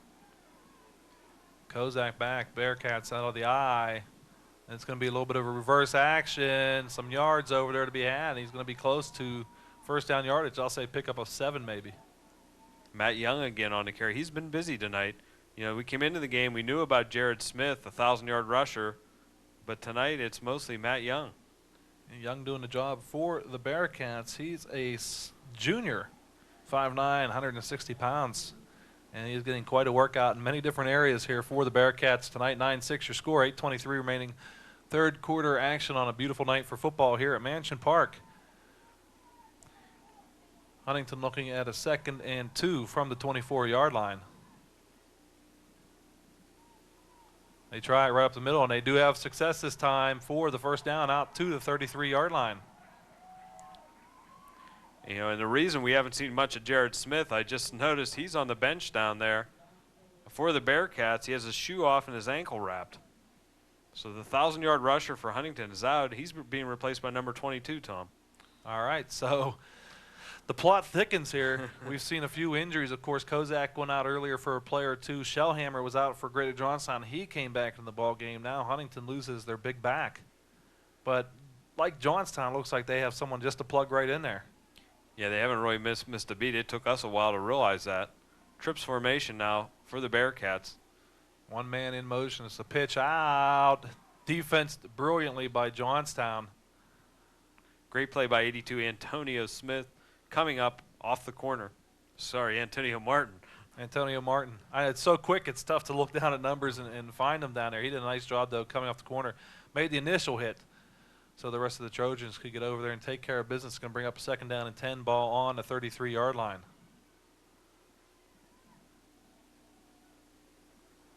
And here come the Bearcats. This Trojan defense seems like it's been out in the field for quite a long time tonight. And once again, Huntingdon looking at a 2nd and long. Kozak rolls out. He's dangerous. Ball's in the air. He's got a man. Caught. Wow, great catch. Wow. Number 1 again, Matt Young. Young just doing the job for the Bearcats. I thought I saw Stevens over there. It looked like he was going for the pick. Ran right in front, just a little bit too high for him. Of course, Stevens, not a big guy, comes in at 5'8", so the ball went over his head, and Huntingdon, with one of their bigger pass plays of the night, picks up a big chunk of yardage. Can be first down and 10, ball on the 42-yard line. 7 minutes to go here in the third quarter. And Matt Young ran a little out and go there, and he got by the corner, but Stevens tried to pick him up coming from his safety position and arrived just about a second too late because he had ideas of picking that ball off. Here come the Bearcats now. One of their better drives of the night so far. Kozak once again back to pass. He's in a little bit of trouble rolling out, though. Boy, is he mobile, and throws this one away. I tell you, I'm willing to bet you just don't get too many sacks against Kozak back there. No, I was thinking the exact same thing. Brandon Sims, who is a pretty quick kid himself, had a beat on him, but he just couldn't run him down. Kozak did a little reverse spin there and kept his feet and did a great job of throwing the ball away and not taking the sack. Well, you can see why this offense for Huntingdon is so good and why Huntingdon is undefeated this year, 10-0. It's just got to get frustrating out there if you're putting that pass rush on time and time again and you think you have Kozak and he spins out of one. It's kind of like chasing Larod Stephens back there, except this guy can throw the ball. It's going to bring up 2nd down and 10 from the 42 for Huntingdon. And I think at this point you got to know where number 1 Matt Young is. He's been problems for him most of the night. Here comes that little screen once again, and there's some running room, although Johnstown does a nice job. Bring them down at just about the 40-yard line. So a pickup of maybe 4 for Huntingdon. They've gone to that screen when they've been in trouble. It's worked usually, but this time not as much as they have been getting in the first half. Yeah, that was Larod Stephens coming up to make that tackle, and if he doesn't make that tackle, he might still be running. That's going to bring up 3rd and long, 3rd and 7 from the 39-yard line. They're going to call it. Just about 6 minutes remaining here in the 3rd quarter of play. Your score, Huntingdon Bearcats 9, Greater Johnstown 6. It's been a defensive struggle both ways. Big play here for the Trojans. Let's see if the defense can't rise up and make a big play and get that ball back. Huntington fans starting to make a lot of noise over here. Kozak back to pass, just a little out and nobody there.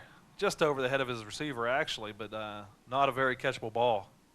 No, he had to be careful there. He almost threw that ball backwards. It would have been off as a fumble, and the official quick to call that an incomplete pass because Johnson had ideas of picking it up. That was thrown to Dan Hooper. So it's going to bring up the 4th and 7 from the 39, and looks like Huntington's going to be punting. And Hooper's the back in there that's replacing Smith. And, of course, back to do the punting, Kozak. He does everything for this Huntington team. And deep is Stephens. Wouldn't be surprised they put this ball out of bounds. Yeah. And they don't, and it's going to take a nice bounce. Stephens kind of left that one alone. I think he had thoughts that was going to head to the end zone. Instead, it ends up on the 5-yard line. Yeah, and not much Stephens could do there. You know, the rule usually is if it's inside the 10, you let it go. And good bounce for Huntington. Johnstown takes over 94 yards away. Well, last week on Charter Communications, Bo Bojan and I got to see Johnstown on a 99-yard drive that ended up in a touchdown for the Trojans. So we'll see if the Trojans come out here and put on another sustained drive. Of course, we're probably going to see a lot of Larod Stephens here. Yeah, I'd like to just see a 94-yard run here by Mr. Stephens. Yeah, that would make it easy. I'm sure Coach Arcuri would like to see that also. Stephens in motion. Handoff up the middle and some room to run. He gets it up to the 15-yard line. So a little bit of yardage there for the Trojans. I believe that's going to be number 22, Brandon Sims, the fullback once again. They've had success with the fullback. Now it brings up a 2nd and 1. You know, I saw that yellow line out there, the soccer lines. I thought that was a first down marker on Fox. Hey, that's right. We've gone big time now. We have the first down. Now that's actually soccer out here, the multi-purpose markings out here. So Johnstown does have the 2nd and 1. Ball on the 14-yard line. Crosey with the hard snap count. He's going to dive forward for the first down. Yeah, safe play. Now they got some room to work. And, you know, Johnstown could put a great drive on here and take the lead going into the 4th quarter. Well, we get the first down signal from our official. So Greater Johnstown looking to drive the ball. Good start for them, picking up the quick first down. 4:45 remaining 3rd quarter action. It's Charter Communications Game of the Week. Tom Callahan and Darren McLaren bring you all the action here from Mansion Park in Altoona, the District 5-6 AAA championship game. Long snap count for the Trojans. First back through, the fullback gets it and gets to just about the 19-yard line, so a pickup of 3. I believe that's going to be number 30, Terrell Sims on the carry. Picked up about 3 on the play. 2nd and 7. Surprising we're not seeing a little more Larod Stephens. Maybe a little bit. A lot of time left in this ball game, though. But I think 2nd down is a good running down for him. 2nd and 3rd down. We see early in the season Johnstown would run about 3 plays until they broke off a big one. So maybe they're holding off on Larod, bringing the fullbacks, and then going to give it to Larod. As we see him, he has the ball now, and he is still on his feet out to the 26-yard line. So he's going to be close to first down yardage. Not quite there, though. It's going to bring up a 3rd and short for the Trojans. Very important they pick up this first down for the field position game because after being pinned deep there, they need to get the ball over the 40-yard line to get the ball down on the other side of the field. They can't keep giving good field position to the Bearcats. Yeah, when you get down to this time of the ball game, especially with such a tight score, you do want to play the field position game. It's going to be a 3rd and 2 from the 26 for the Trojans. And this game going by so quickly, only 3:16 remaining in the 3rd quarter. Crosey once again with a hard snap count. Handoff, first down, Greater Johnstown. It's a big play. I tell you what, he was a step or 2 away from breaking that. Huntingdon brought a blitz there, and the linebackers both ran right by Stephens. He was 1 arm tackle away from taking it the distance. Well, that's the thing. I've talked to a lot of athletes out there who've played against Larod this year, and they said he's so hard to find coming off that line. Only 5'8", 155 pounds. you know, if you're looking for him, he's quick, but he's hard to find in there, and that's the thing that a lot of teams have a problem with. If he gets through that first line and your linebackers aren't right there, it's going to be tough to bring him down. As the Trojans do get the first down, it's going to be 1st and 10, ball on the 31-yard line. Hand off to the fullback, and he's going to get to maybe the 34-yard line, pick up a 3 once again. So we're starting to see a little bit of a pattern here for the Trojans, maybe trying to set Huntingdon up for something. Yeah. Again, I'm surprised we're seeing so much of the fullback, but they're picking up 3 yards a pop on it. And Stephens possesses that big play home run ability, and I'm just waiting for him to break one. And I believe so is the entire opposite side of the field here. The Greater Johnstown fans who have brought themselves to Altoona, packed this stadium, waiting for the big play from the Trojans. Croce went out of the game, and Xavier Thomas now is the quarterback. The X-Man and Stephens close to first down yardage once again. This is something Johnstown has done throughout the season. They have used 2 quarterbacks in Croce and Thomas. We're going to wait for the mark. It's going to be close to the first down, I believe. And they're going to bring the sticks out for the measurement.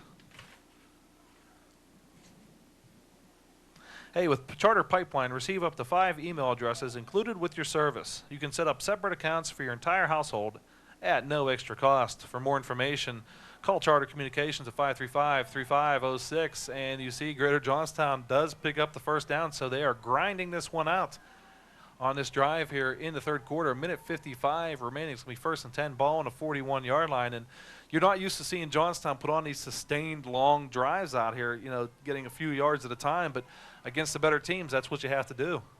Yeah, it sure is. And I remember the last time you said that, Stephens about took it to the house. So yeah, that is true. That's going to be the X-Man, and he's going to keep it down to the 43-yard line, so a pickup of just a few.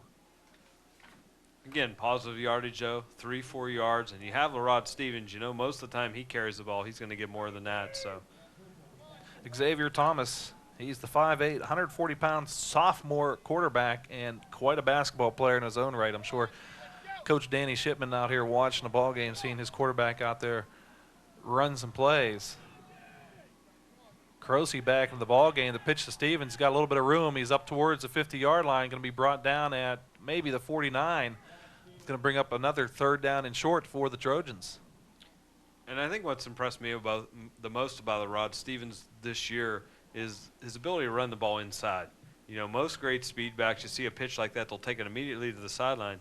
He's looking for a hole to turn it up. He likes running the ball inside, and that's what makes him so special. Yeah, he does not shy away from the hitting either. He will lower the shoulder with the best of them out there and try and pick up the extra yardage, as we do have a 3rd down and 2. Ball on the 49-yard line for the Trojans, so yet another big offensive play coming up here for Greater Johnstown. And it's going to be give the handoff to Larod, and he is not going to get it. He's going to be maybe half a yard short. Big call here for Johnstown. Coach Arcurio, he's going to have some time to think about it as the quarter runs out. Tough call here. Well, against Indian Valley last week, the Trojans were 4th and 1 on the 28-yard line, and not the good 28-yard line, and did go for it. Of course, they were stuffed. So we'll wait and see what Coach Arcurio decides to do here. After 3 quarters of play, your score, the Huntingdon Bearcats 9, the Greater Johnstown Trojans 6. We'll be back with more football action after this message. Charter High Speed is so fast, it can get you closer to your favorite team. Hey, great game, T-Bone. Man, you were in the zone. Ooh, maybe too close. Sorry, Mr. Bone. Follow all the action on and off the court faster than with a phone connection and without waiting. Charter High Speed. Go faster, do more.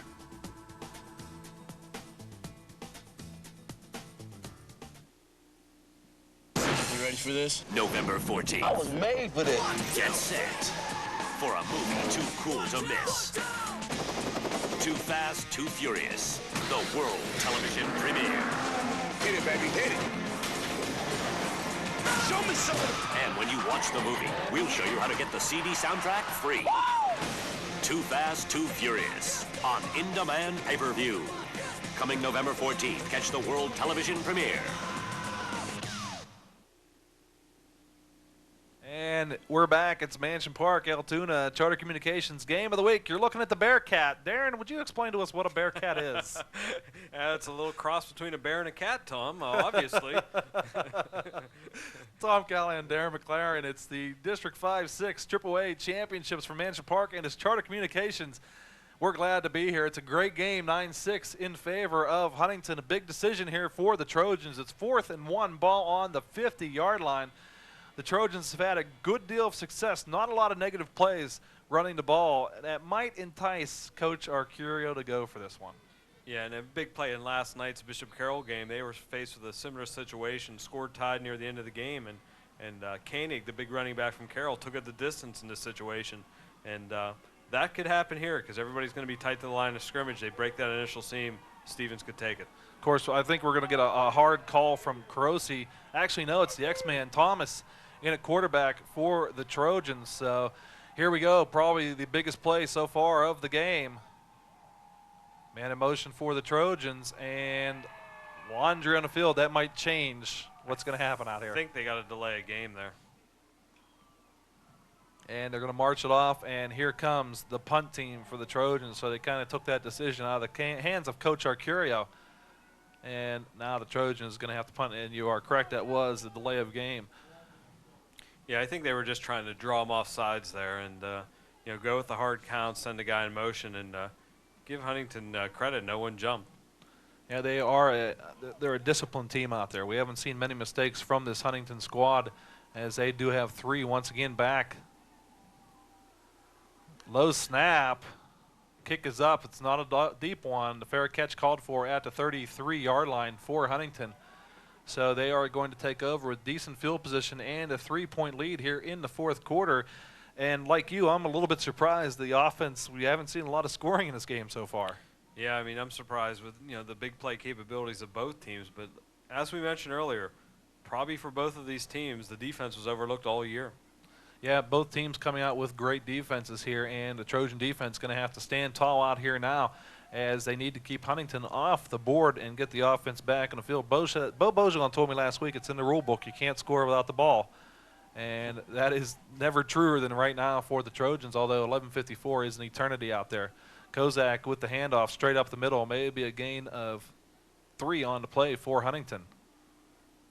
Yeah, and I think their fans, we're sitting right above them. They're pretty quiet, and, they prior to the game when they heard their volleyball team won the state championship earlier today, a boisterous crowd have been pretty quiet tonight. I think they're shocked. Yeah, I think they are a little bit shocked. A lot of people expected Huntingdon to roll over Johnstown here tonight, but that has not been the case. And the Huntingdon fans, I think they're just waiting for something big to happen out here, but it just has not happened. A few big plays in the first half. The second half relatively quiet so far for Huntingdon. There's Kozak with the ball. He cuts up in the middle, and not much there. Maybe a pickup of 1. Maybe some adjustments defensively for the Trojans at halftime that have really shut down the big play capabilities of this Bearcat team. Yeah, they have the Trojans again. I think their speed has surprised Huntingdon. Kozak, most cases there, would probably get the corner, and he can't do that against a Trojan team. No, he can, as it brings up the 3rd down and 5 for Huntingdon. 10:50 remaining here in the 4th quarter. It's a 9-6 game. The margin of a field goal. And this is a big play because this is going to determine field position for the remainder of the game. If they can hold him here, Johnson can get good field position. Kozak rolling out. Now he turns the throw. He's got a man wide open at the 40-yard line, 35, out of bounds at the 33-yard line. And someone must have blown a little bit of coverage out there because he was wide open, nobody within 10 yards. Yeah, he was the inside receiver on the play. The outside receiver dragged across the middle. Both D-backs went with him, and Young sat down out there on the outside. There was no one near him.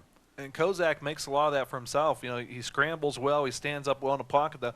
You're not going to see him run out of a pocket until it's about ready to collapse, and that's just something you can't teach in high school. Yeah, and good arm strength, too. He was rolling to his left that time and put the ball right on the money to Young.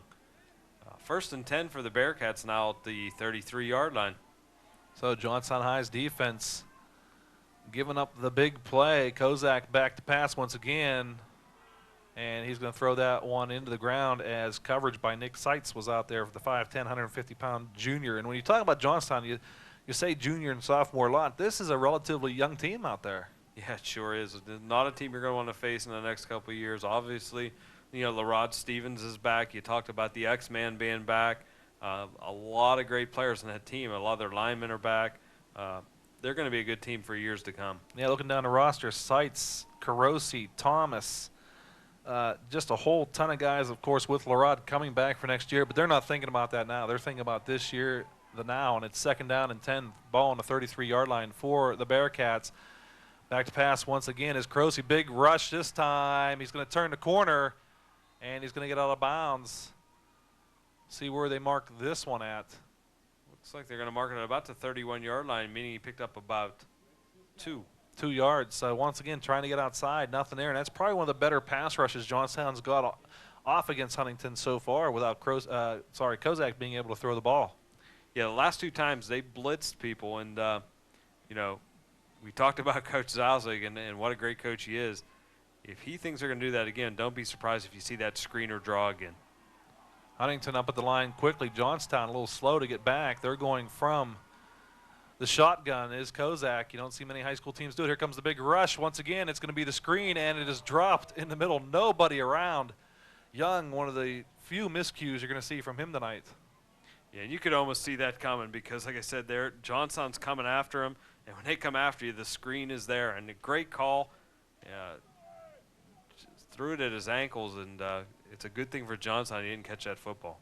That's going to bring up 4th and 8, and this is probably, I'm going to have to guess, 4-down territory for Huntingdon. Their kicking game doing a great job tonight. Yeah, let's see if they try to go back to Young here. Maybe they'll bring him across in motion. He's the inside receiver again. See if they can't run off the outside receiver and hit Young again. Kozak back to pass, deep drop, fires, got a man at the 15-yard line. And now the Huntingdon fans getting a little loud out there. And once again, the passing game for this Huntingdon team, I don't think I've seen a high school team this year throw as much as Huntingdon does. Yeah, that's Matt Young again. We talked about him. He's been the key guy, leading receiver all year, came into the game with over 500 yards receiving, 26 receptions. So he's averaging, over two receptions a game, and has well over that tonight. Yeah, he certainly has. He's played a great game here tonight so far for the Bearcats. It's going to be 1st and 10, ball on the 13-yard line, 9:50 and ticking remaining in the ball game. And if you're Johnstown, you want to keep these guys out of the end zone in a big way because the scores just aren't coming as easily as they have all year. Kozak's handoff, 2nd man through, not much there. Pops out of there a little bit. I thought he was down earlier, but ended up getting down to about the 8-yard line. Pickup of about 6. Yeah, the official's going to mark it just about, we'll call it the 9-yard line. So that was a nice run. I thought he was piled up there in the middle. And he pulled a Larod on us, just came out of the pack. It's going to bring up the 2nd down and 6. Johnstown could really use an interception here, but I'm not so sure that Huntington's going to put the ball in the air. Wouldn't be surprised if they boot it out and try to run Kozak here. That's what they look to do every time they get down towards that end zone is run Kozak. I'm sure Johnstown will probably be keying on that just a little bit. Kozak, he's going to boot to the right, and he's going to put it up in the air, deflected.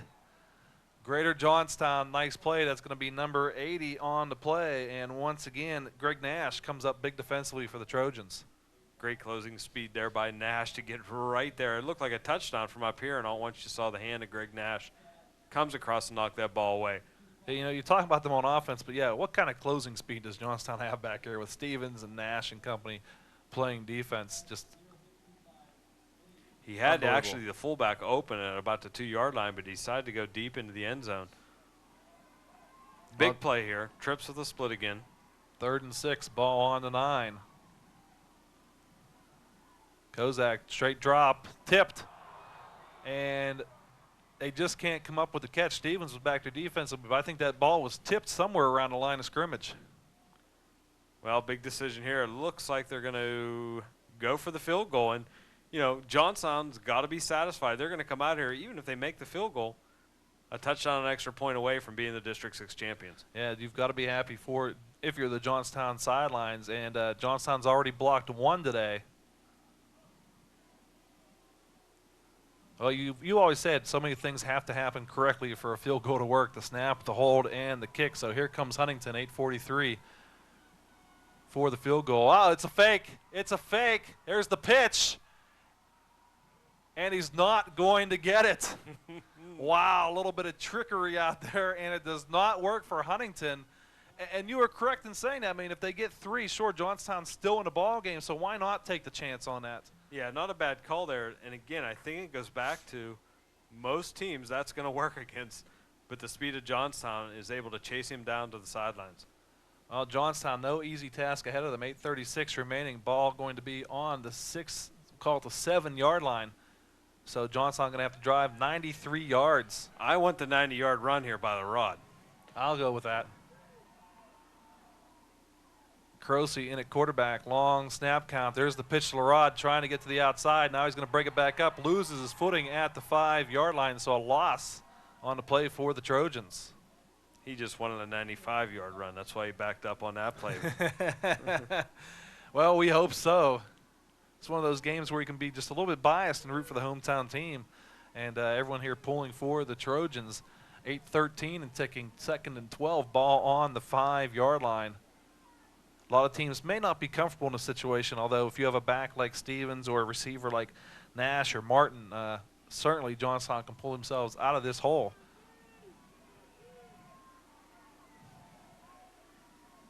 Long snap count. Pitch in the backfield. Bobbled. Stephens back to pass. He's got a man wide open at the 40. The 45-yard line.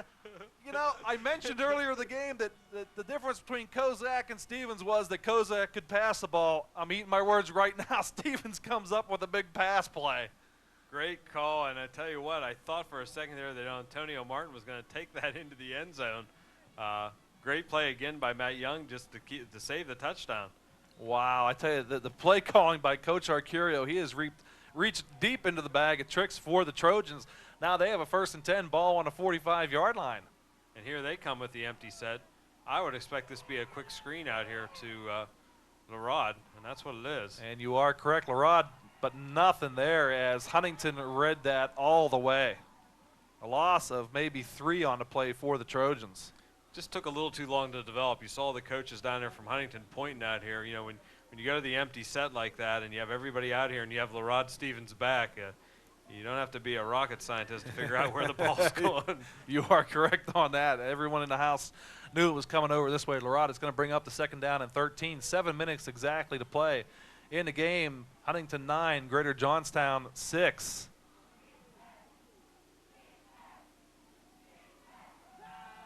Handoff. Stephens, he's got some running room. He's at the 50-yard line. Going to be brought down actually shy of the 50-yard line, so he gets a few back there for the Trojans. Going to bring up probably 3rd down and 6. And Stephens doing his best crazy legs impersonation there. I don't think you could really decide if he wanted to cut it back outside or inside. And, you know, a nice run to get them down now to actually makeable 3rd and about 5.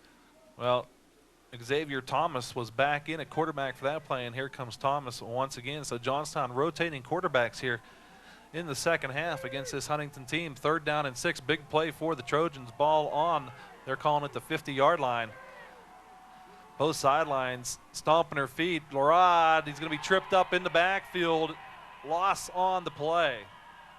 It's Tyler Higgins, big play for the Bearcats, one of the linebackers. And, you know, that's the key to stopping Larod. It sounds simple, but get him before he gets to the line of scrimmage, and he did it that time. So Johnstown now forced with the 4th and long. 4th and 7 from the 49, 5:42 and ticking, which is actually quite a bit of time here as we are going to have a timeout. Johnstown.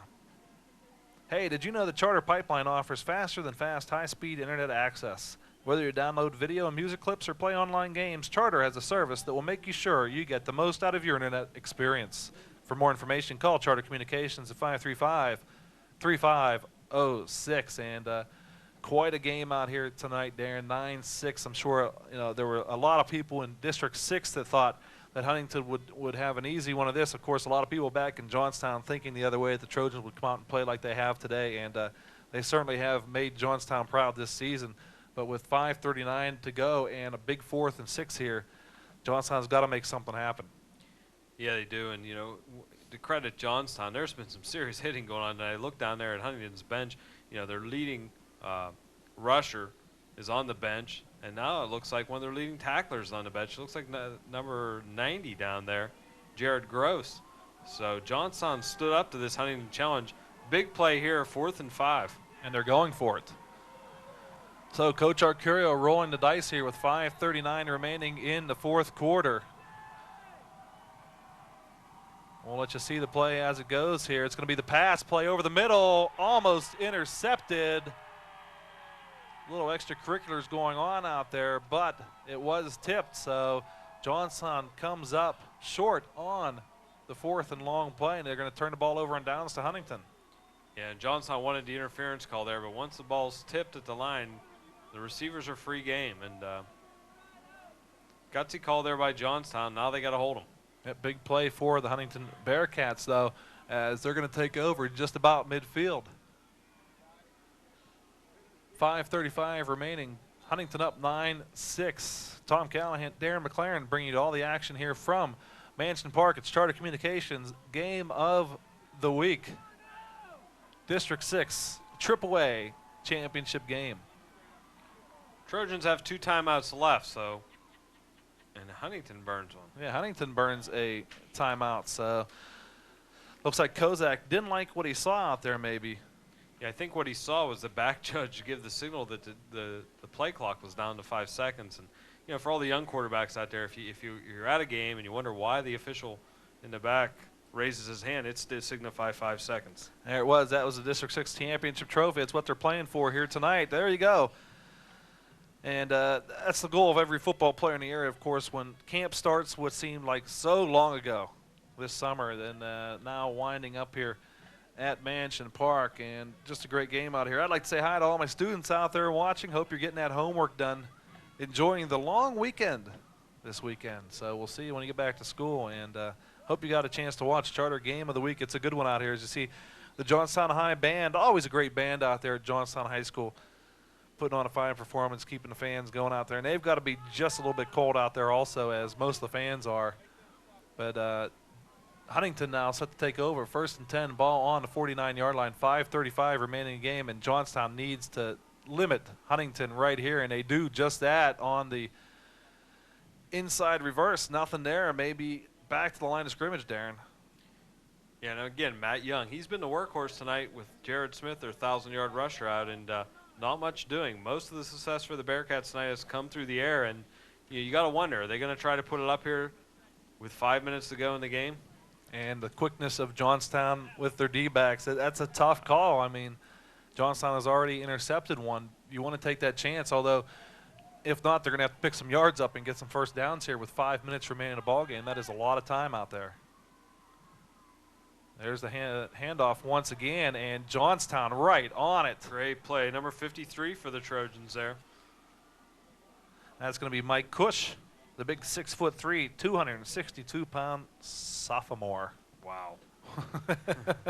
He hasn't missed too many meals out there, and I'm sure Coach Arcurio is making sure that does not happen as Cush comes up with a big play, and that's actually a loss on the play. It's going to make it 3rd and 11. So Johnstown defense standing up, trying to give their offense one more shot here. And you can see Greg Nash out there getting the Johnstown fans riled up, and he is doing just that as the Johnstown fans coming to their feet over there. The big play, 3rd and 11, ball on the 50-yard line. Kozak going back to pass, facing the big rush. Now he's going to take off on the feet, and the pass is thrown. Did he make that catch? They're going to say intercepted. Johnstown wants the interception. It is intercepted. Greater Johnstown. Big play there, and we talked about it. Do you throw the ball in this situation? We said no. We both looked at each other up here and shook our head. Yeah, you couldn't see it on camera. We both shook our head and said you don't want to do it against Johnstown. They come up with the interception. So with 4:04 remaining, Johnstown takes over. 1st and 10, ball on the 40-yard line. Yeah, and that's a tough call. I mean, you never second-guess a great coach like Coach Zalik, but, you know, Kozak's an experienced veteran, and I don't blame him for trying to throw the football. But Johnstown sets up shot. Here we go. The fans are now into this ball game. Huntingdon cheering for the defense. Johnstown looking to get something to go here on offense. A handoff to Stevens, and he is stuffed, and the Huntingdon fans explode. Anytime Stevens loses yardage, the Huntingdon fans go crazy, and they're doing just that. You see a helmet going out there in the field, number 44 for Huntingdon. comes up. That's Tyler Higgins looking for his hat.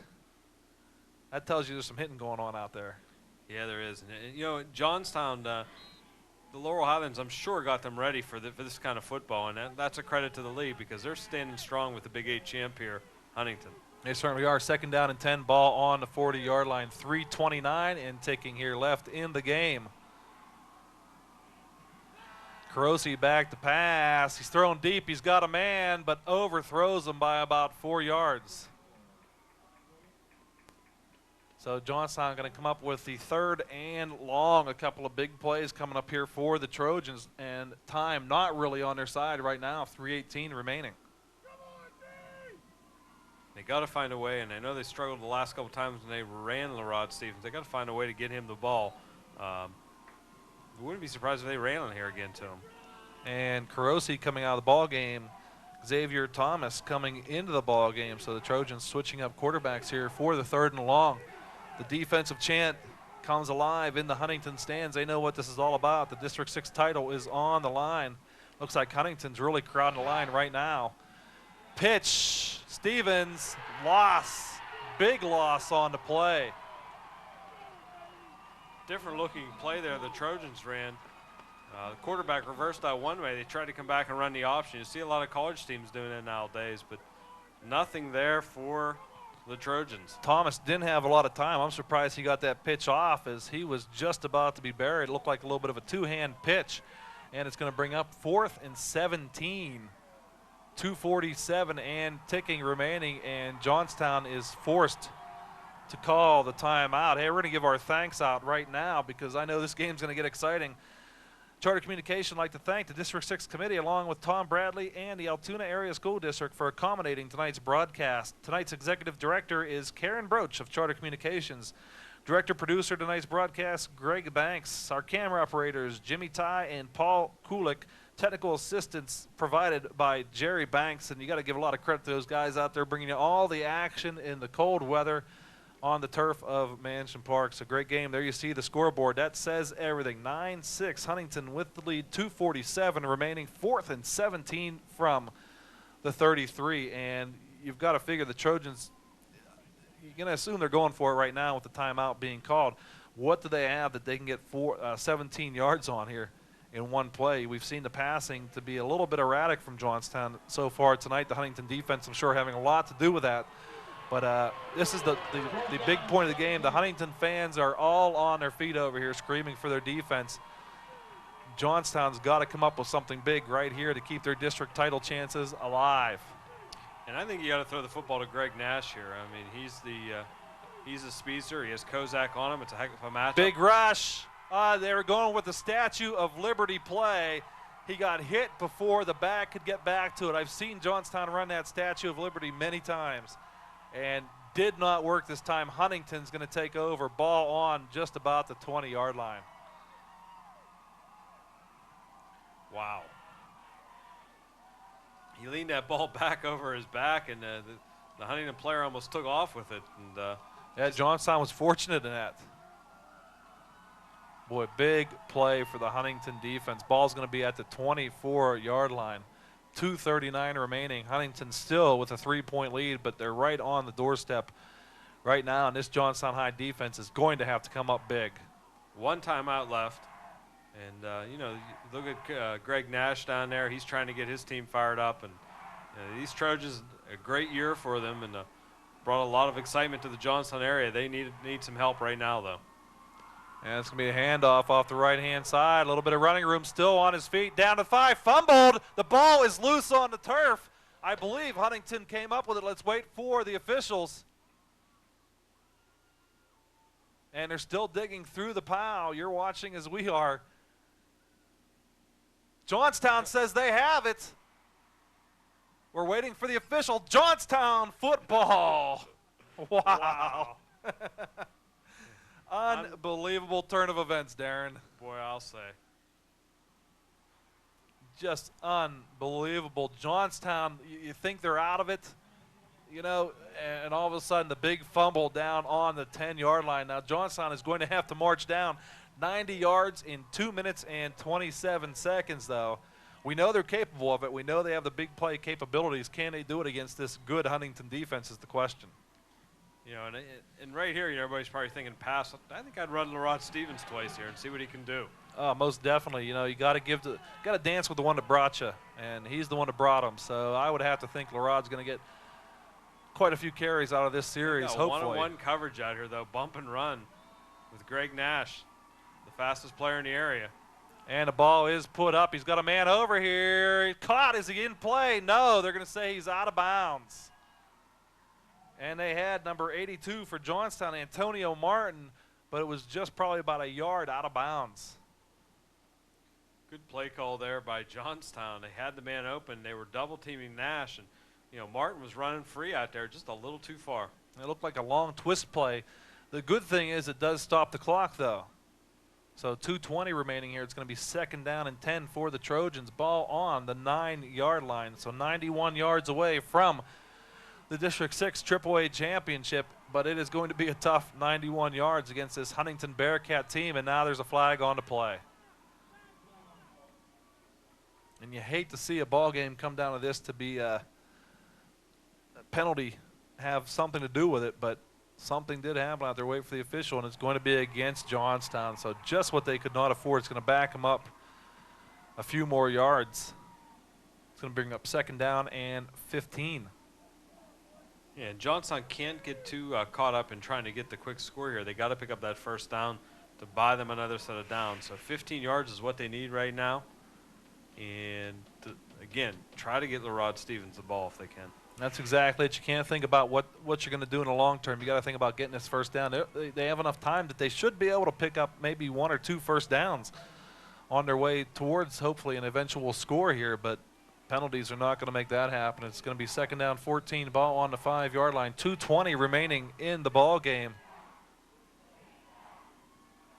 Carosi back to pass, big rush, avoids the rush, puts the ball up. He's got a man, but he is triple covered. It's fumbled around, intercepted finally by Kozak. So Jeff Kozak comes up with a big defensive play. So Johnstown takes over with the fumble. Huntington gets it right back with the interception. Yeah, interesting there. Again, we talked about them, you know, trying to pick up the 1st down, but Johnstown was going for the home run ball, and Huntington had 2 or 3 guys sitting back there waiting for it. And, you know, when I saw the ball pop up there, I thought might just pop into the Trojans' hands. But Kozak, the great athlete he is, pulls it in, gets 1 foot in bounds, and probably going to run it out right here. Yeah, 2:12 remaining here. Huntington with the 3-point lead. Johnstown has to hope for some kind of turnover, although I highly doubt they're going to be throwing the ball. There it is, handoff once again. That's going to be number 22 for Huntington, grinding it out. Dan Hooper. Dan Hooper. He's just a junior also, so a lot of young talent for this Huntington team also as the clock continues to tick. 1:55 remaining in the ball game. Johnstown still not out of it. Trying to do my math here to see if they could take over, but it's going to be tough. You know, Huntington's not going to put the ball in the air. Going to keep the ground game going. Kozak is a heady enough player over there that he knows he's going to take as much time as possible to let this clock run out. And again, you see him looking at the back, Judge. Flags on the play. That's going to stop the clock and I believe move Huntington back.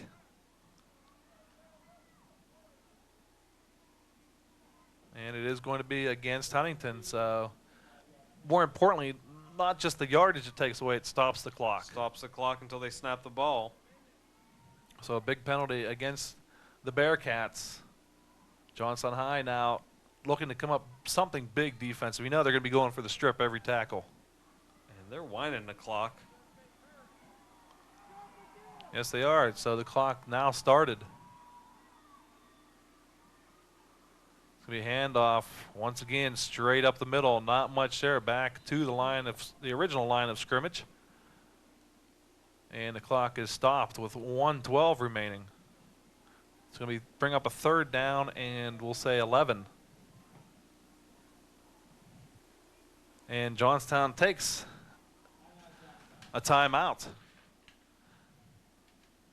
Hey, don't pay hundreds of dollars to get the latest technology. Charter brings you up-to-date technology without requiring you to spend hundreds of dollars for the equipment. For more information, call Charter Communications at 535-3506. And Darren, 3rd and 9, a minute 12 left. Johnstown needs a hold here. Are you going to call it 4-down territory for the Bearcats, or you think they might be happy to punt Johnstown back inside the 10-yard line? What's your take? I'm shaking my head. They're not going to punt that football and take the chance of getting it blocked or returned. I think they run in here 2 downs. You know, if I did have my math right, Johnstown would probably get the ball back at about 28 seconds, somewhere in that area, which isn't a lot of time. But I don't think if it's any kind of punt, it may be a one-step. And the girls' volleyball team has made their way to the stadium as we see the play underway. Not much there. He's going to maybe get back to the line of scrimmage. The Huntingdon girls' volleyball team back with state gold. So congratulations to them as they make their way here. The football team 54 seconds away from bringing home district gold. And they set the clock there at about 54, meaning that they'll have to snap the ball at 29. So, well, it's going to bring up the 4th and 9. So Johnstown, if they can hold here, will get maybe a couple of chances. Remember, all they do need is a field goal there, and they, you know, if you get a couple complete passes down there, give Landis a chance to tie this one up and send it into overtime. And timeout is going to be called. No. Nope, they got a delay a game call there. Now, this play should not start until the snap of the ball. Am I correct? Yeah, and I think they made a mistake on the last play there. I mean, because if that was the case, they would just continue to take the penalties. Exactly. Let's see if he decides to wind the clock.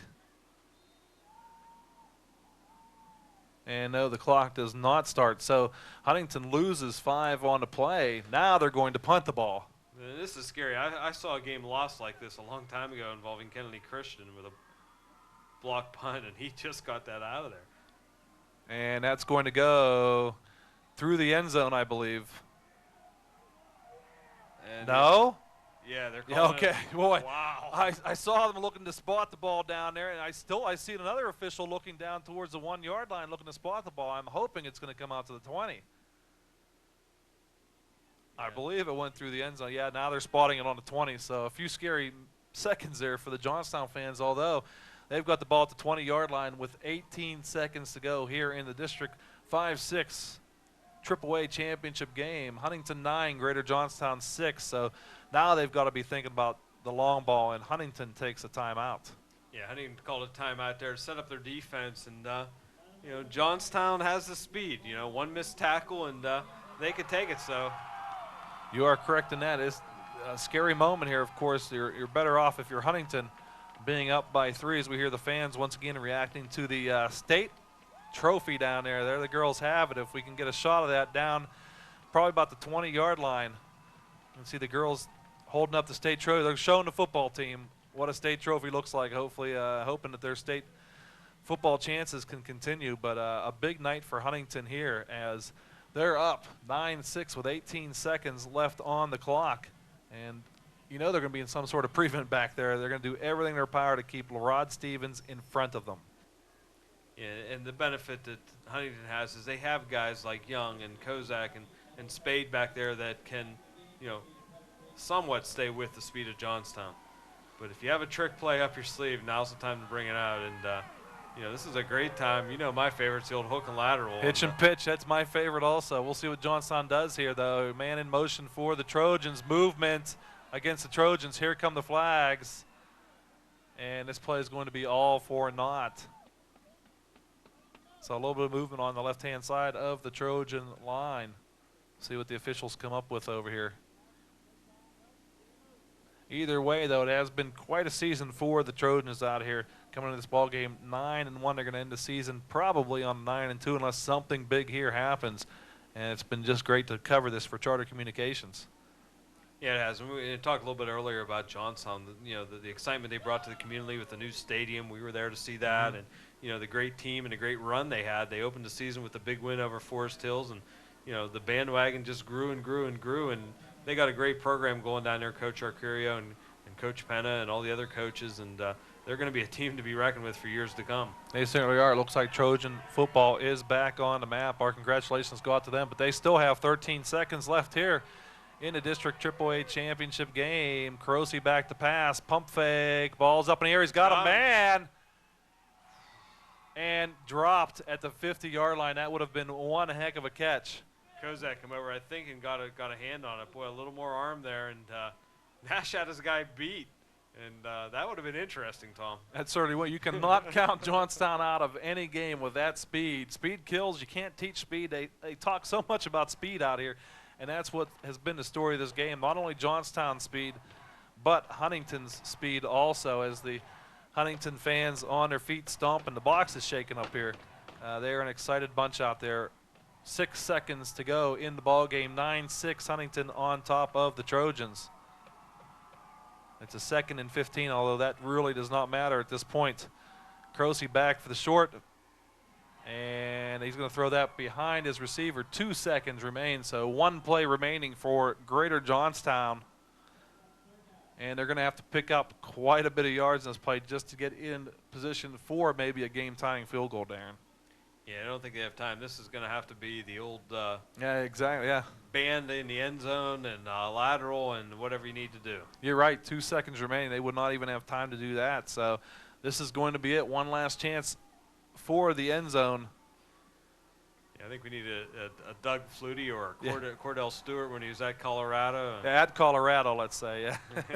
Had to add that in there. Well, here it goes. The Huntington fans up stomping and kicking their feet. They are definitely in a prevent. Trojans with the long snap count. Carosi back. He's going to be sacked, and that is going to do it here at Mansion Park. Your final score, the Huntington Bearcats 9, the Greater Johnstown Trojans 6. Huntington, your District 6 AAA champions. For Darren McLaren, I'm Tom Callahan. Thanks for watching. We'll see you next week.